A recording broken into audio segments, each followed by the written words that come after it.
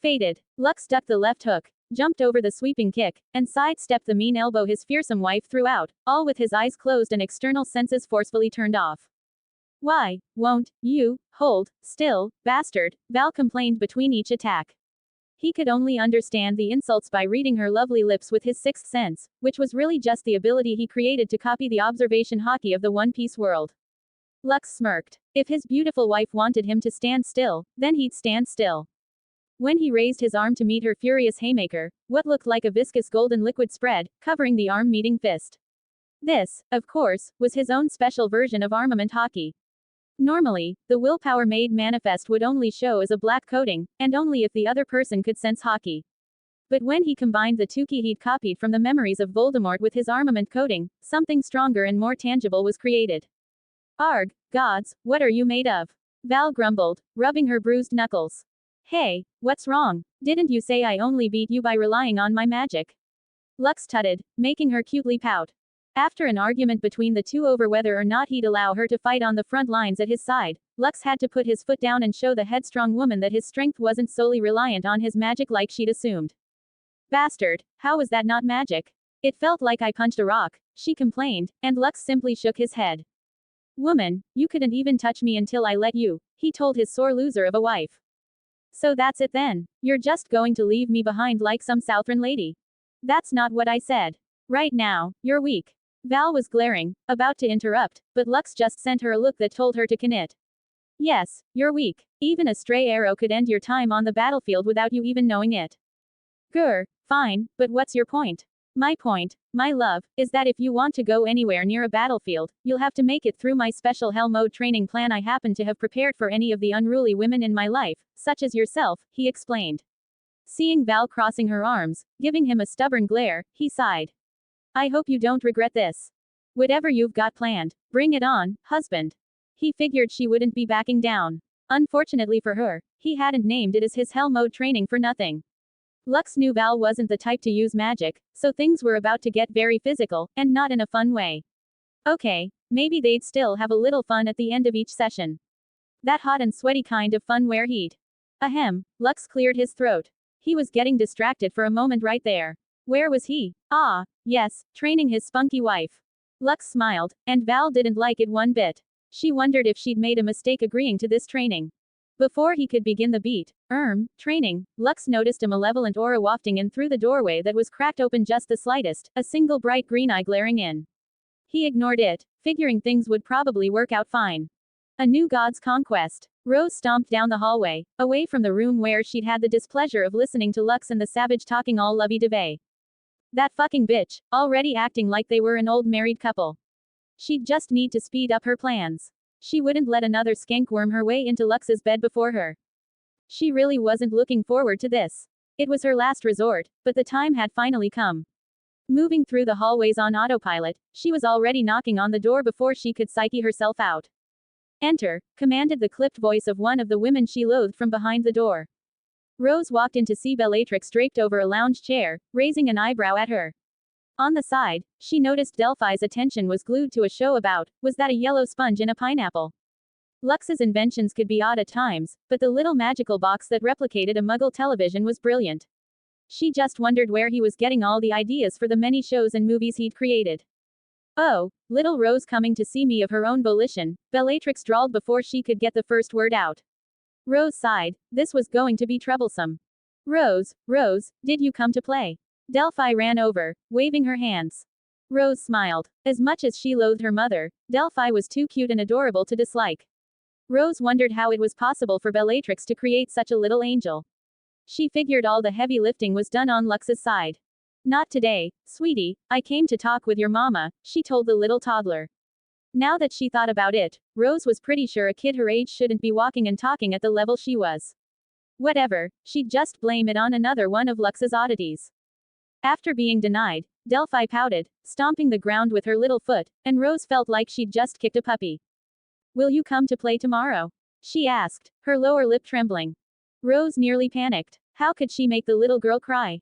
Of course, we can play as long as you'd like tomorrow, Rose hurriedly agreed. Delphi's frown quickly turned upside down after hearing that, a little too quickly, now that Rose thought about it. Had she been played? Nah, it couldn't be. Rose sighed in relief, crisis narrowly averted, as Delphi happily ran back to sit in front of her show. You're too easy, Bellatrix mocked, making her glare at the pompous woman. She let out a breath. Now wasn't the time. Bellatrix, I need you to help me with my magical studies, she muttered under her breath. Oh, what was that? I couldn't hear you, Bellatrix asked with a grin, clearly lying.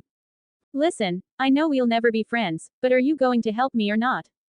Bellatrix hummed and hawed for what felt like minutes, clearly enjoying this more than Rose thought possible. Finally, though, she seemed to come to a decision. I guess it can't be helped. If you get on your knees and call me mistress from now on, I might be able to help you out, Bellatrix told her. Rose growled and turned around. If the bitch was going to be so difficult, then she'd just do things on her own. Wait, Bellatrix called out, and even though she wanted to continue storming out, she thought better of it. She turned back to look at that annoying, teasing smile. If Bellatrix was still planning on being difficult, she'd just leave. Fine, you don't have to kneel, and you can just call me Professor. And don't think I'm doing this to be nice, this is because I know my master would want me to help. Rose rolled her eyes but agreed. All things considered, calling the crazy woman Professor wasn't too much of a chore. Fine, Professor. When can we start? Rose asked. Tomorrow. I still need to get in my beauty rest for today, Bellatrix waved her off, making her turn around and walk out the door with a scowl. A new god's conquest. Well, now that everyone's informants have reported back, we can finally decide how to handle the Golden Saintess, as people are calling her, Basaro said, looking around the room at his fellow keyholders. Yes, and it seems your decision to gamble on the monopoly of the compass has paid off, the group's upstart member tried to butter him up. Basaro rolled his eyes. The man's words didn't even sound faintly sincere. Yet, he was correct. It had been a gamble to make that deal. They had no way of knowing how many of the devices had already been sold by the mysterious crafters behind the Saintess. Luckily, it seemed he was right. There was no way he wouldn't have heard anything, not even whispers, about such a device. After the bank's information network reached the same conclusion, any doubts about their profits were put to rest. I still don't like that we know next to nothing about this group's origin, another member grumbled, making Basaro nod. They had assumed the group was one of the many noble houses of Yt, but after digging deeper, no mention of a powerful sorceress flying the banner of a silver wolf on a golden field had been found, seemingly in the entire known world. Being caught off guard like this was something the members of the council, himself included, were unaccustomed to. It was also something they couldn't let stand. I agree, we should start by sending a few spies to join the Saintess's growing congregation, Basaro replied. Still, is that enough? Surely we could learn more if we had someone to interrogate, a fellow member added. Basaro shook his head. Her magic is unheard of and far more potent than we're used to dealing with. I believe we should continue acting with caution. Yes, I'd say distancing ourselves from the powerful sorceress is the best call, but surely we could get some information from one of the black guards she keeps at her side, the upstart, whom Basaro couldn't stand, interjected. Basaro didn't know why everyone was so insistent on poking the hornet's nest. He could only assume some of their backers had a vested interest in disrupting the business between this new religion and the Iron Bank. And he had a pretty good guess about the group responsible. It's still too risky. At most, we could grab one of the laborers aboard their ship. No one will question when a lowly sailor ends up with a slit throat in a brothel, he told the keyholders, trying to prevent them from making an unnecessary enemy. Seeing a few members frown but ultimately agree, Basaro clapped his hands together with a smile. Good, now that that's decided, we can adjourn this meeting for today.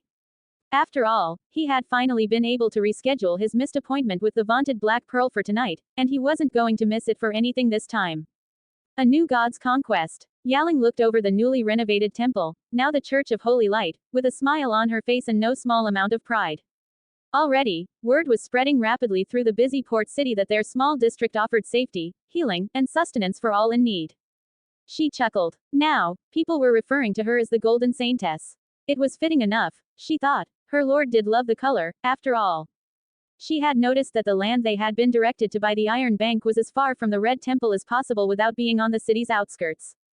Yaing wondered what would come of that. She knew the Red religion's beliefs and wondered how they'd react to a real god of light stepping on their toes. Considering her lord also embodied the aspect of darkness, they'd probably declare him the enemy of R'hllor. Yaing welcomed it, though. There was no way their puny fire magic could withstand her lord's might. Before she could start plotting the downfall of the fake Lord of Light, one of the sorceresses under her command approached with a bow. Saintess, we have found the children, she said.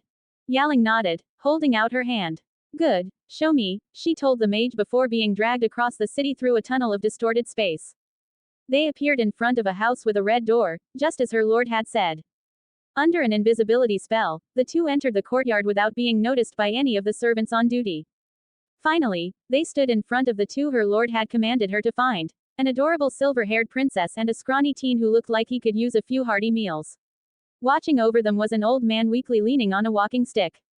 Good, Yaing thought. Now that it was confirmed, she could station protection around the two, and whatever her lord's plans were, they wouldn't be disrupted. She looked forward to seeing what her lord was up to. She knew that the majority of his growing trade and religious takeover was focused on Essos.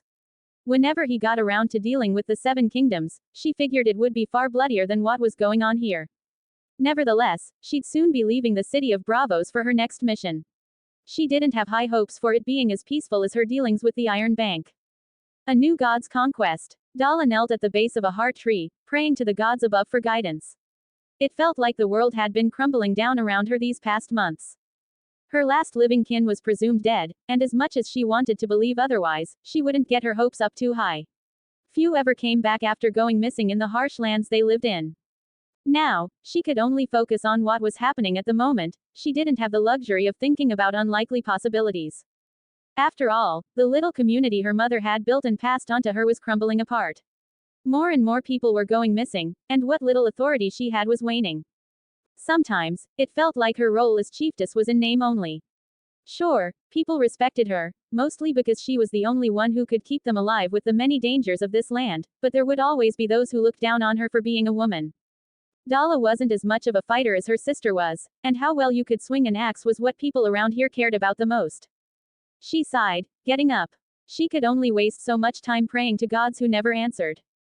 Maybe it was because of those spiteful thoughts, but either way, what little peace she could get out of her day was interrupted by the sound of footsteps breaking branches behind her. Dala drew her dagger, turning around to meet the exhausted eyes of a man she hadn't expected to see ever again, his familiar black cloak stitched together with red thread. Maybe this was the work of the gods finally answering her prayers. She had thought it was simply her fate to fall for the one man she couldn't be with. But now, it didn't look like the man was simply coming to say a simple greeting. Read ahead on my Patreon. Link. patreon.com/CodeKingu. Or just Google, Patreon CodeKingu. Join my Discord. Discord. GGVP2Q8XPK4D. 5 comments 0 vote. Flower. Lux looked around the quiet forest, feeling mildly bored as he rode a black destrier he had conjured. At his side, his stolen wife, Val, enjoyed riding a decent mount for the first time in her life. Rose occasionally stole glances at his regal profile. Finally, noticing Bella huffing in irritation, Lux sent his lovely slave a teasing wink. Remind me again, Master, why are we trudging through the wilderness like savages? Bella whined. Lux rolled his eyes. Bella, my love, you're the one who insisted on staying by my side. And I wouldn't exactly call riding these majestic beasts that I was kind enough to conjure up, trudging through the wilderness.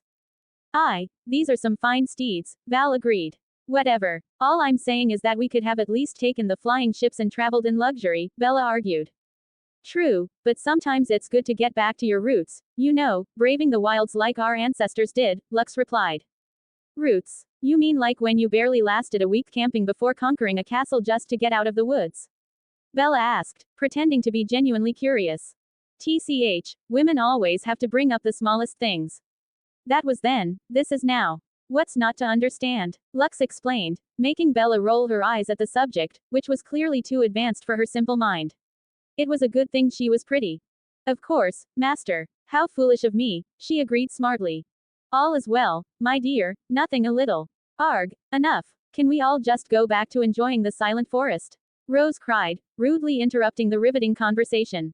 Lux nudged his reins, directing his mount over to Rose's smaller white pony. Now, Rose. If you wanted some attention, all you had to do was ask, Lux said, ruffling the red hair of the disgruntled teen. That's not what I meant, and stop messing with my hair, she grumbled. Sure, I definitely believe you, he teased, making her scowl. Husband, just over that ridge, and we'll have arrived, Val told him, distracting him from their banter. Well, let's not dally. I'm looking forward to meeting my new good sister, after all, Lux said, snapping his reins as his horse trotted to the front of the party.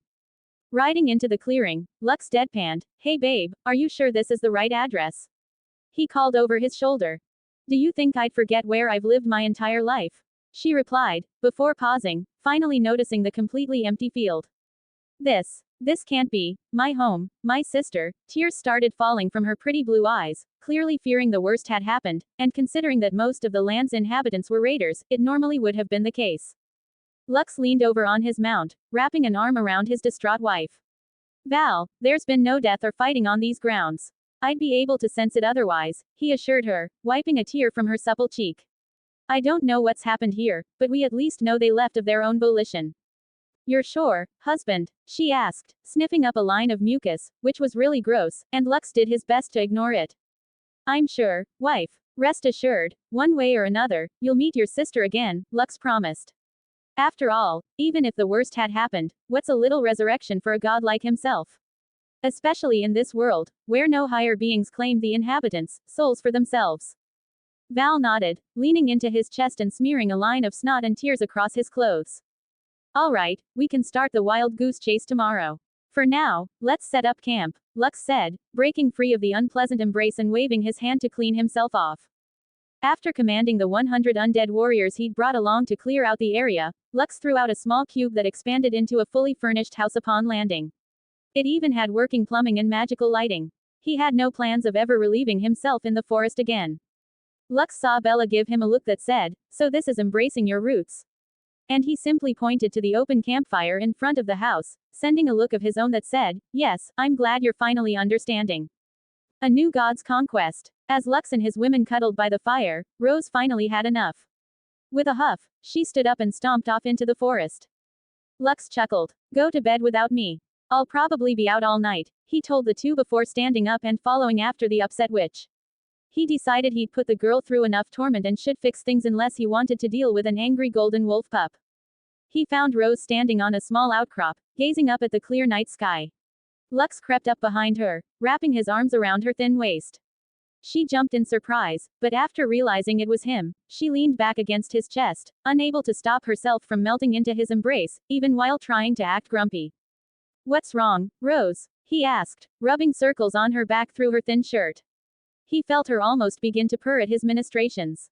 She didn't respond, apparently playing the silent card. "How can I help if you don't talk to me?" he whispered into her ear, feeling her shiver at the sensation of his warm breath on her sensitive skin.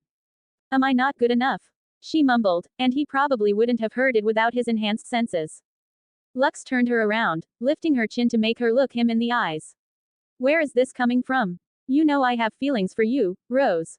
Then why did you let Val become your wife because of the weird customs of this world when I've known you longer?" she questioned, tears starting to form in the corners of her eyes. "Rose, you're still young. I'm the same age as Val," she cut him off. "Val was raised in this backward world. Do you really want our relationship to start the same way?" he pressed, making her frown. Lux sighed. "Look, Rose, my relationships with women are already far from normal, and it will likely only get more complicated in the future. I just wanted you to know what you'd be getting yourself into." Rose clenched her fists, a cutely determined look on her face. I know, and it doesn't matter. You're the first person I've ever felt this way about, and I don't want to miss the chance," she said, making him smile. Lux placed his hands on either side of her face, lowering his head to get closer. "There's something else you need to know before you make your decision. I'm a possessive man. Once you give yourself to me, there's no taking it back. You'll be mine forever," he told her, noticing that far from being turned off, a red flush was spreading across her face. Rose nodded, making her choice by closing the small gap between their lips. It wasn't their first kiss, but it carried a completely different feeling now that Rose knew what was about to happen. She was eager, and Lux let the impatient girl push him to the ground, her shapely thighs, clad in skin-tight jeans, straddling his waist. Lux felt there was way too much clothing getting in the way of their fun, so he snapped his fingers, warming charms creating a pleasant temperature before their clothes vanished from their bodies, ending up in a neatly folded pile on the side. Rose gasped, her hairless pussy now firmly pressed against the underside of his cock, and Lux used the moment their lips separated to take one of her candy-pink nipples into his mouth, Rose letting out a small moan from the completely new sensation. Lux ran his hands all over the beautiful girl in his lap, finding all her hidden sensitive spots, receiving increasingly loud moans as her puffy slit drenched his shaft. Lifting her with both hands on her tight little ass, Lux positioned his manhood at the entrance of her virgin canal, looking into those pretty emerald eyes to find her giving him a nod. Lux had to hold back, lowering his newest conquest painfully slow onto his rock-hard rod, pausing midway at the feeling of resistance. And at the same time he claimed the girl's virginity, Lux flowed his holy light through her body, the initial pain turning to relief and pleasure. Lux gazed up at the sky. The night was clear, the moon hung high, and the stars twinkled brightly. He thought it was a fitting enough setting for a woman to lose her virginity. He wondered if Rose would feel the same. A new god's conquest. Rose's eyes fluttered open from that wonderful dream she'd been having until she finally noticed the naked, muscular figure she was latched onto. Her heart sped up. She couldn't believe it had finally happened. Then she scowled. All that work she'd been putting into her magic, all for him to simply make her a woman in the forest, out in the middle of nowhere. Whatever, she got what she wanted, and that was all that mattered, she told herself. Rose rubbed her thighs together, feeling the seed leaking out of her freshly deflowered slit. It really had been a wild first night. Seeing that handsome face with their bodies already pressed together, Rose couldn't help herself. She leaned up and placed a light kiss on those perfect lips of his. The kiss immediately deepened as Lux pulled her closer, running his hands through her loose hair while their tongues danced. She felt one of his hands start to lower, shuddering at the pleasant sensation as his hand did wonderful things to her lower cheeks, only to halt suddenly, making her frown. Lux pulled away from the kiss, giving her a wry smile. It seems we've already slept in too long. The others are getting ready to leave us behind, he said, and she couldn't help but pout. Rose didn't want to stop the morning fun they were having. We'll have all the time in the world from now on, he promised, clearly understanding how she felt. Now, let's get cleaned up and get going, he added, giving her a firm slap on the rear that made her squeal and shoot him a dirty look while rubbing the red mark. Why was she so in love with this man again? Then she looked down at those marvelous caramel-colored abs and immediately forgot whatever he'd done to make her think those thoughts.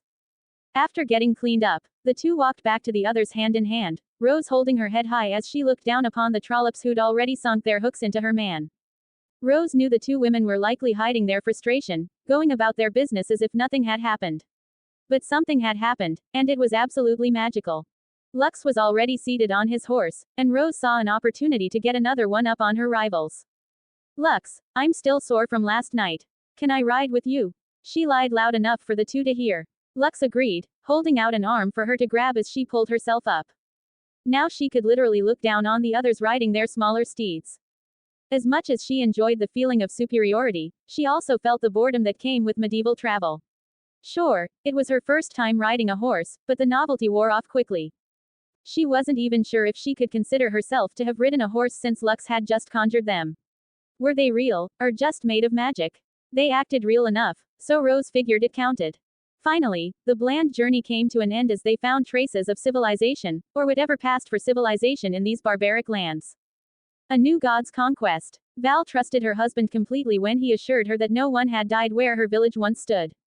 Still, a wave of relief washed over her as they approached the small encampment, spotting a few familiar faces in the crowd. It seemed no one recognized her as the free folk buzzed around, arming themselves as best they could with the limited resources available beyond the wall. Clearly, they had been caught off guard, and more than a few were likely shitting their britches at the sight of the rows of heavily armored warriors dutifully marching behind Val's group. Who's in charge here? She demanded from the ragtag bunch of warriors. Seeing that they didn't attack immediately, as they normally would, she figured her husband's soldiers were doing a good job of intimidating the men. That would be me, a slender man, already graying at the temples, pushed his way to the front, a familiar woman at his side making Val smile. Have your eyes gone so bad that you don't recognize your sister? Val joyfully teased, ignoring the man she was already beginning to dislike. Dala's eyes narrowed before she broke into a smile of her own, rushing forward as the men around her tensed. They had nothing to worry about, though, as she jumped to the ground, meeting her long-lost sister in a tight embrace. Sister, what happened to you? Where have you been? Were you hurt? Dala bombarded her with questions, patting her down and checking her over like a mother hen. It's a long story, but know that all has turned out for the best, Val tried to reassure her fretting sister. But first, I want you to meet my husband, she said with a wide smile, watching as her sister's eyes widened, a reaction she had been looking forward to seeing. Dala frowned. Sister, you were stolen by a kneeler? She asked, making Val scowl. My husband kneels for no one, Val replied firmly. And now that you mention it, why is this man claiming to be the leader? Shouldn't that be you? Her sister sighed, gesturing for the man to join them. Sister, this is Mance, my husband and the current leader of our tribe. Val frowned. Sister, this man stole you. Are you happy with that? Because if not, there's always something that can be done about it, she asked, giving the man a dangerous glare. Calm down, sister. I know you like to hit all your problems first, but it's not like that between us. We chose each other, Dala explained. TCH, I can't believe you settled for a man too weak to even steal his own woman, Val scoffed, already plotting the man's downfall. I think we've gotten off on the wrong foot here. We're kin now, and if, Mance began, only to be cut off by Val.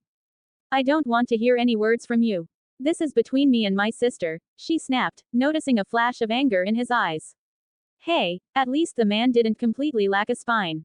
Val, Mance is plenty strong, and he's traveled from the wall to Winterfell. His knowledge has helped us survive, Dala insisted. Val scowled, glancing to the side where she noticed her husband giving the man who tricked her sister a commiserating look. She'd have words with him about that later, but for now, there were more important matters at hand. And you claim I've married a kneeler? Tell me, sister, is this man of the free folk? She pressed. Val wasn't going to let her sister criticize her husband if she had ended up with a kneeler herself. Mance was born beyond the wall and taken in by the Night's Watch as a child, Dala explained. TCH, a filthy crow fooling my sister with tall tales, Val snarled, drawing her axe. She looked at her husband, sending him a questioning glance. Seeing him shrug, she turned back to Mance. Crow, I challenge you for command of the tribe. Read ahead on my Patreon. Link. patreon.com/CodeKingu. Or just Google, Patreon CodeKingu. Join my Discord. Discord. GGVP2Q8XPK4D. 3 comments 0 vote. Chiefess. Lux watched the show his wonderful wife was putting on with amusement. Sure, he'd created magical television, but that was simply based on his memories, with nothing new to see, so this right here was the closest thing to drama he was going to get. It was a good thing he'd spread a low-level confounding charm across the tribe. If he hadn't, Lux was sure there would be far too much panic and too many questions about him and his small legion of soldiers for this riveting entertainment between the two estranged sisters to develop. Val, take back your words. I don't know what's come over you, but this is not the way. Dala demanded, making his fearsome wife growl. Sister, stay out of this. This crow bastard's honeyed words have gotten to you, and I won't let it stand, Val glared, pointing her drawn axe at all the wildlings acting as onlookers. All of you, how far have you fallen to follow a crow of all things? Lux could see some of the group nodding their heads in agreement. Obviously, Mance hadn't been in charge long enough to solidify his position. Mance isn't as weak as you believe, sister. I don't want either of you to get hurt in this foolishness, Dala tried to be the voice of reason. Lux knew it wouldn't work. Once his stubborn wife got something into her head, the only way to put it to an end was to beat it out of her. Val scowled, likely about to give her sister a few choice words before Mance stepped forward, putting a hand on his wife's shoulder. My love, I'll accept her challenge. Know that I'll bring no harm to your sister. Mance drew his castle-forged blade, likely the main factor preventing a constant stream of challengers for his position. Most people with at least 2 brain cells to rub together wouldn't take the chance, not when the best weapons around here were made of bone and rock. Even with those words, Dala still looked rather heated about this whole situation, walking off with a huff, probably knowing more than most that her sister wouldn't be backing down. We don't have to do this. We're kin, after all, Mance offered, making Val snarl and spit on the ground. His wife was just classy like that. The time for words is over, Crow. Now show me where that confidence of yours is coming from, Val said, readying herself for battle. Mance also readied himself. He'd let his wife's sister make the first move. After all, he'd been trained by the Night's Watch since childhood. Sure, there were those stronger than him, but he'd confidently say he was unmatched in skill beyond the wall. Wait, when did she get so close? Mance thought before feeling his hands go numb, looking down to find that his blade had been knocked from his grip. He looked up, trying to figure out what the hells was going on, only for a gloved fist to be the last thing he saw before his vision went dark. Val dusted off her hands, looking down at the crumpled sack of a man in disdain. The gathered wildlings looked around, stupefied, wondering if that was really how an epic battle for command of the tribe was meant to end. Dala looked worriedly at her husband's downed form but was too shocked to move. Lux noticed his wife getting ready to escalate things and figured it was about time to step in. Val would probably feel bad for a while if she killed the man and later found out he wasn't tricking her sister. Darling, do what you want, but I figured you should know that the man hasn't been fooling your sister. They truly are in love, he told his wife, making her pause and give her sister a weird look. Truly, sister, you fell for this weak man? She asked, finally snapping Dala out of her shock. Dala didn't seem to pay attention to Val's question, instead running over and checking on her husband's unconscious body. Well, what now? Val asked, making Lux shrug. Lux figured the entertainment to be gained from the situation had already been milked dry. So, might as well put an end to the innocent bystander act, he thought, dropping the confounding charm, the only thing that kept the wildlings from questioning him and his warrior's existence too much. The startled crowd now looked around and became increasingly agitated. His undead spread out, surrounding the larger host, but even while outnumbered, the heavily armored men were a new and frightening sight. Lux was simply making sure that none got any funny ideas. This was his wife's new tribe, so he obviously wasn't going to wipe the savages out for no reason. Val, what's going on? Who is this person exactly? Dala asked. Like I said, sister, this is your good brother, Val told her, and Lux wondered if his wife was being purposely obtuse. On the side, a few of the wildlings were starting to make a fuss until a quick spear butt to the face from his undead pacified the spooked bunch. Lux ignored them, focusing on the conversation between the sisters instead. Yes, but why did he come beyond the wall with an army? Dala tried to get her sister to elaborate. It's simple, sister. My husband has promised prosperity for our people, Val said, making Dala deadpan, looking like she was wondering if her sister was ill in the head. We can discuss things later, sister. For now, you should probably get that weakling into a tent or something. Val turned away, leaving her sister to stew in the many emotions she was feeling. Husband, that was far from the satisfying fight I was looking forward to.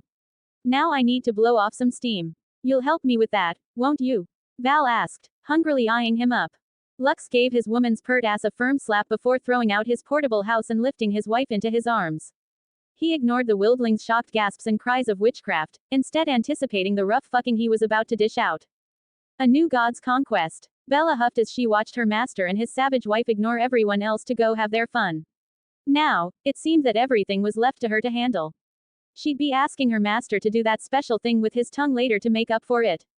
She rolled her eyes, watching Rose not so subtly sneak into the house, the little voyeur. Bella ignored everyone else's antics, giving orders to her master's undead to keep the area secure. She was starting to regret insisting on joining this little adventure and was already missing her precious baby daughter. Bella couldn't wait until Delphi was old enough to join them outside the safety of their castle. She knew she was just being overprotective. Nothing could harm the daughter of her master, but her motherly instincts couldn't be put to rest. Delphi was likely having a blast, being pampered by the elves and playing with Aurora and Nor, anyway, so she didn't feel too bad about leaving her little girl behind. Later, while nursing a glass of wine under the pavilion she'd conjured, Bella looked up from her book to see Val's sister finally muster up the courage to approach. What was her name again? Dora, or something. What are your plans with my sister? Dora asked, lacking any manners whatsoever. Not that Bella expected anything else. Plans. Right now, I believe that my master's only plan is to enjoy your sister's body, Bella teased, noticing the woman narrow her eyes. She found it funny how the two sisters were so different. Words like that, spoken to Val, would have the wild girl chomping at the bit for a fight. Listen, Dora, you can't. My name is Dala, Dora rudely interrupted. Sure, whatever. As I was saying, you don't have the comprehension required to understand the grandeur of my master. There will be no tricks or deception toward your little bunch of savages. You'll be better off simply taking my master at his word. Bella tried to put it in the simplest terms she could, but as she figured, the truth didn't seem to put the woman at ease. You can't expect me to believe that. Tell me, do you plan on forcing us to our knees like the Southrons? Dora whined, and Bella was already tired of this conversation. Believe what you want, but look around, Bella gestured to the warriors on standby. If what you believe is true, what could you do about it? She sent her a nasty grin. And besides, by your customs, your sister is now the leader, so run along and wait to pester her instead. She waved off the annoying woman, watching her stomp away, growling. Hey, it seems the sisters do share some things in common. Finally, she was able to get some peace and quiet, which lasted until her master finished his activities. Seeing him hold out a hand in her direction, Bella walked over, latched onto his side, and enjoyed the feeling of his hand roaming down to her rear. We'll be on the move again soon. The new chiefess here already has a plan in mind, he told her, and she raised an eyebrow toward Val. Yes, I've heard so much about my husband's earlier exploits that I've decided to follow in his footsteps for now, Val said, her master grinning at the words. Oh, so we'll be murdering half the population. How ruthless, dear, I like it. He clapped, receiving a deadpan look from his wildling woman. I was referring to the part where you stole a castle to avoid sleeping in the woods, she clarified. Ah, you're no fun. Why not do both? Her master tried to encourage, only to be ignored. Well then, whose castle will we be stealing? Bella asked, deciding to help her master out by filling the awkward silence. A disgusting pig who's only survived this long with the help of the crows, Val answered. A new god's conquest. Lux was looking forward to taking down a character he knew and disliked from the story. Sure, it was like stepping on ants for him, but even that could be entertaining under the right circumstances. Honestly, Lux didn't know how the man had lasted so long. It was just one man defending a house full of women, something that might as well have been a free buffet for the savage raiders of these lands. He could guess the reason, but he had a feeling that he'd be finding out soon enough. As he gnawed on a piece of spiced jerky, the horse he'd conjured for Mance trotted over to his side. After the man's likely concussion at the hands of his wife, Lux figured he could at least spare him the need to walk like the rest of the wildlings that had been brought along. I don't know what the plan is here, but there's a reason we don't mess with Craster, Mance said ominously. Lux raised an eyebrow, waiting for him to continue. Those who see him as an easy target never leave his domain alive. Some believe he's made a deal with the gods, and others claim dark magic. Lux shrugged. What's wrong? Don't like our chances? He asked.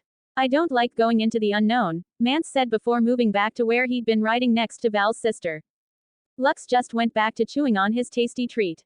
If a teenage girl could kill the big bad of this world with a little kitchen knife, he wasn't going to worry. Luckily, the camp where they'd found Val's sister hadn't been far from Craster's keep, and the journey quickly passed as he enjoyed the scenery and chatted with his women. Craster, get your fat sack of lard out here, Val yelled at the rickety gates. A bell had been ringing for a while, some kind of alarm, but so far, no one had come to greet them. However, after Val's crass taunt, a demented cackle could be heard from inside the keep as the tubby old man his wife had been calling for walked out from the wooded gate. It's been a while since someone's come trying to take what's mine. Girl, if you're lucky enough to survive, I might be gracious enough to take you as one of my wives, Craster said, huffing near the end. Lux rolled his eyes. This was such an overdramatic villainous monologue. He internally chuckled, though, seeing the livid look on his wife's face. Craster wouldn't be having a good time once she got her hands on him. But it did seem that the man's confidence in the face of being surrounded by 100 armed warriors and the many wildlings wasn't entirely misplaced. Lux noticed the free folk start to shiver, their breath coming out in a fog. Those near him were fine, his natural presence staving off the magic permeating the air, but the others were already starting to panic. As he expected, Craster received more from sacrificing his infant sons than the story had told, Lux thought as he watched a horde of rotted corpses lumbering out of the trees. The wildlings started shouting about the others and whites while praying to their gods, while Val at his side drew her weapon, preparing for battle. Lux put a hand on her arm. Dear, I let you have the last fight. It's my turn now, he told her, making the battle-hungry beauty cutely pout. TCH, fine, but that fucker hiding behind his walls is mine, she acquiesced, and Lux gave her a quick peck on the cheek before riding forward, meeting the horde with his own, smaller, undead legion. The whites, of course, stood no chance. He hadn't even given his warriors anything particularly useful to deal with them. Lux could have handed out a few torches, or if he really wanted to make it overkill, he could have blessed their weapons with his holy light. But even without all of that, the shambling horde was basically walking into a meat grinder. There was only so much damage a reanimated corpse could take before it became nothing but a broken sack of flesh wriggling uselessly on the ground. Before long, it seemed whoever was in command wasn't fond of losing so many minions, as Lux felt his connection with one of his warriors drop, looking over to see an icy blade piercing his armored chest, freezing his loyal undead solid. Lux grinned. He'd been wanting to test out some of the abilities he'd created with his element of darkness, and using his holy power would put an end to the fun too soon. Hopping off his mount, Lux drew on the darkness within, abyssal black chains wrapping around his forearms and hands. Lux let go of the chains in his grasp, and as they reached the ground, they tunneled through the earth without resistance. The White Walker looked at him with as much hatred as it could muster on its frozen face. It seemed the thing could tell he was the one responsible for all the losses. The walker let out a raspy roar, but before it could start its charge, one of Lux's black chains broke out of the ground near its feet, slapping the icy blue creature across the face and sending it flying into a large winter spruce. Lux chuckled, seeing what should have been a creature of nightmares dragging itself out of the brush, spitting out the tree needles that had gotten stuck in its mouth. And before the White Walker could get to its feet, Lux's other chain had already sneakily wrapped around its foot. Lux found the rattled cries particularly amusing as the icy undead was unceremoniously whipped from one side of the clearing to the other, a satisfying thunk each time the creature struck the ground. Seeing that the thing's body was looking like it was in pretty bad shape, Lux stopped the flailing, dragging the cracked undead to his feet. He wondered if that was a hint of fear behind the cold rage in its eyes but shrugged. There was no reason to keep this lesser undead alive. Lux only had some interest in studying the Night King, not this weak subordinate. A sharp blade formed on the tip of his chain, piercing through the other's skull. The magic keeping the undead in one piece shattered as it crumbled into icy dust, and the remaining whites fell to the ground immediately after. Please, mercy, mercy. The lord of this little keep cried out as one of Lux's undead dragged him over. The man had seen his protectors losing and had decided to try escaping from the back, leaving his daughter-wives to their own devices. Val ran over with a mad grin. Hey, what was that about making me your wife? She asked rhetorically, drawing the steel dagger from her waist. And after I became your wife, what exactly were you planning on doing? She continued pressing, the man's tearful whimpers the only reply. Val nodded to herself. Yes, I think I have a pretty good idea of what you were planning. She paused, kneeling down and dragging the flat of her blade across. Maybe I should remove the bits you were planning on using. She pointed toward Craster's groin. Lux turned to walk away. Yeah, he didn't need to experience the phantom pains that would come from watching the poor man's torture. Read ahead on my Patreon. Link. patreon.com/CodeKingu. Or just Google, Patreon CodeKingu. Join my Discord. Discord. GGVP2Q8XPK4D. 6 comments 0 vote. Unrest. Bob raised a flagon with the lads. To our Lord and the prosperity he provides, he cheered, and the rest of those at the tavern's counter joined in. He was one of the lucky men from Skagos deemed worthy by the Lord to live, and he'd be forever grateful for the mercy shown to him. Bob knew he was far from a perfect soul, but at least he hadn't gone as far down the wrong path as many others in his homeland had. Now, with the Lord uplifting his chosen people, he felt that the future was secure enough for him to finally start a family and bring a child into the world. If not for the opportunity to travel the world aboard the Lord's trading vessel, he would have likely begun looking for a lass to settle down with. It was worth it, though. Once he was finished here, he'd have made enough coin that he wouldn't need to work for the rest of his life if he desired. Bob turned to one of the lads, nudging him. I think someone's got their eye on ya, Bob, he grinned, pointing to a dusky-skinned beauty in the corner. Well, wish me luck, Bob said, getting up to go and work his magic. After all, he had enough drink in him to feel on top of the world at that moment. Hells, if the Queen of the Seven Kingdoms were in front of him, he'd no doubt be taking the woman to his bed tonight. What's a fine woman like you doing alone in a place like this? He asked suavely, leaning an arm against the wall and flexing enough to show off his well-earned muscles. She giggled, and even with her darker skin, he could see her cheeks flush, no doubt over his masculine form. What else could he say? He just had it. Of course, the foreign beauty invited him to sit down and drink, his silken tongue having her leaning on his arm within minutes. So, it was no surprise when she suggested taking things to the room she'd rented. Only, to his shame, he was forced to lean on the woman for support. Weird, he didn't remember drinking that much. But at least his partner didn't seem to mind, likely anticipating the amazing night he was about to show her. Unfortunately, before he could realize something was wrong or call out for help, he was led out of the inn's back door and down an empty alleyway before something was pulled over his head, his vision going black. Bob didn't know where he was. It felt like he'd been dragged around the city for hours before being led somewhere with a wooden floor. The only thing going for him was the fact that he was starting to sober up after all that time, but with a somewhat clearer mind, he realized how fucked he likely was. Tie him to the seat, Bob heard a man's voice say before being pushed down by his shoulders, coarse ropes wrapping around his arms and legs. The bag was ripped from his head, and Bob could finally see his kidnappers, 2 SOC men, each holding a dagger. More importantly, they looked like they knew how to use their daggers. At the side, Bob saw the woman who'd gotten him into this mess. Cat, why? I thought we had something special. Bob asked, desperately searching her face, hoping to find any sign that she wasn't doing this of her own volition. Deep in his heart, he'd already planned their future. A house out in the country, a couple of little tykes running around, growing old together as they watched their kids make a life for themselves. But now, all he could see on her gorgeous face was a look of disdain, and that, more than anything, broke his heart. Enough. Unless you want to end up as a nameless body in the canal, you'll answer our questions, one of them shouted, grabbing a handful of his hair and forcing Bob to look up into the man's beady eyes. Ah, so this is what it's about. As much of a lackwit as Bob felt after falling for the woman's ruse, he realized there was only one reason he'd be captured and interrogated: they wanted to know about his lord. Bob chuckled, making the man's eyes narrow. Do your worst, bastard. I may die here, but my lord will welcome me into eternity. He was more than determined to see this through. Avoiding the inevitable torture wasn't worth damning his soul. Hey, you have guts, the man smiled, rotted teeth showing. We'll see how long that lasts once I start cutting off bits and pieces. Bob didn't know if the man was right or not, but as one of his fingers was grabbed and the knife started lowering, all he could do was pray to his lord. The Lord's everlasting light protects all who embrace him in their hearts, and his eternal darkness welcomes us at the end of our road, Bob recited, looking away as the dagger pierced his flesh, only for him to feel nothing. Bob peeked with one of his eyes open, hoping not to see a bloody stump where his thumb once was. Instead, he saw some kind of black mist interrupting where the blade should have met his flesh.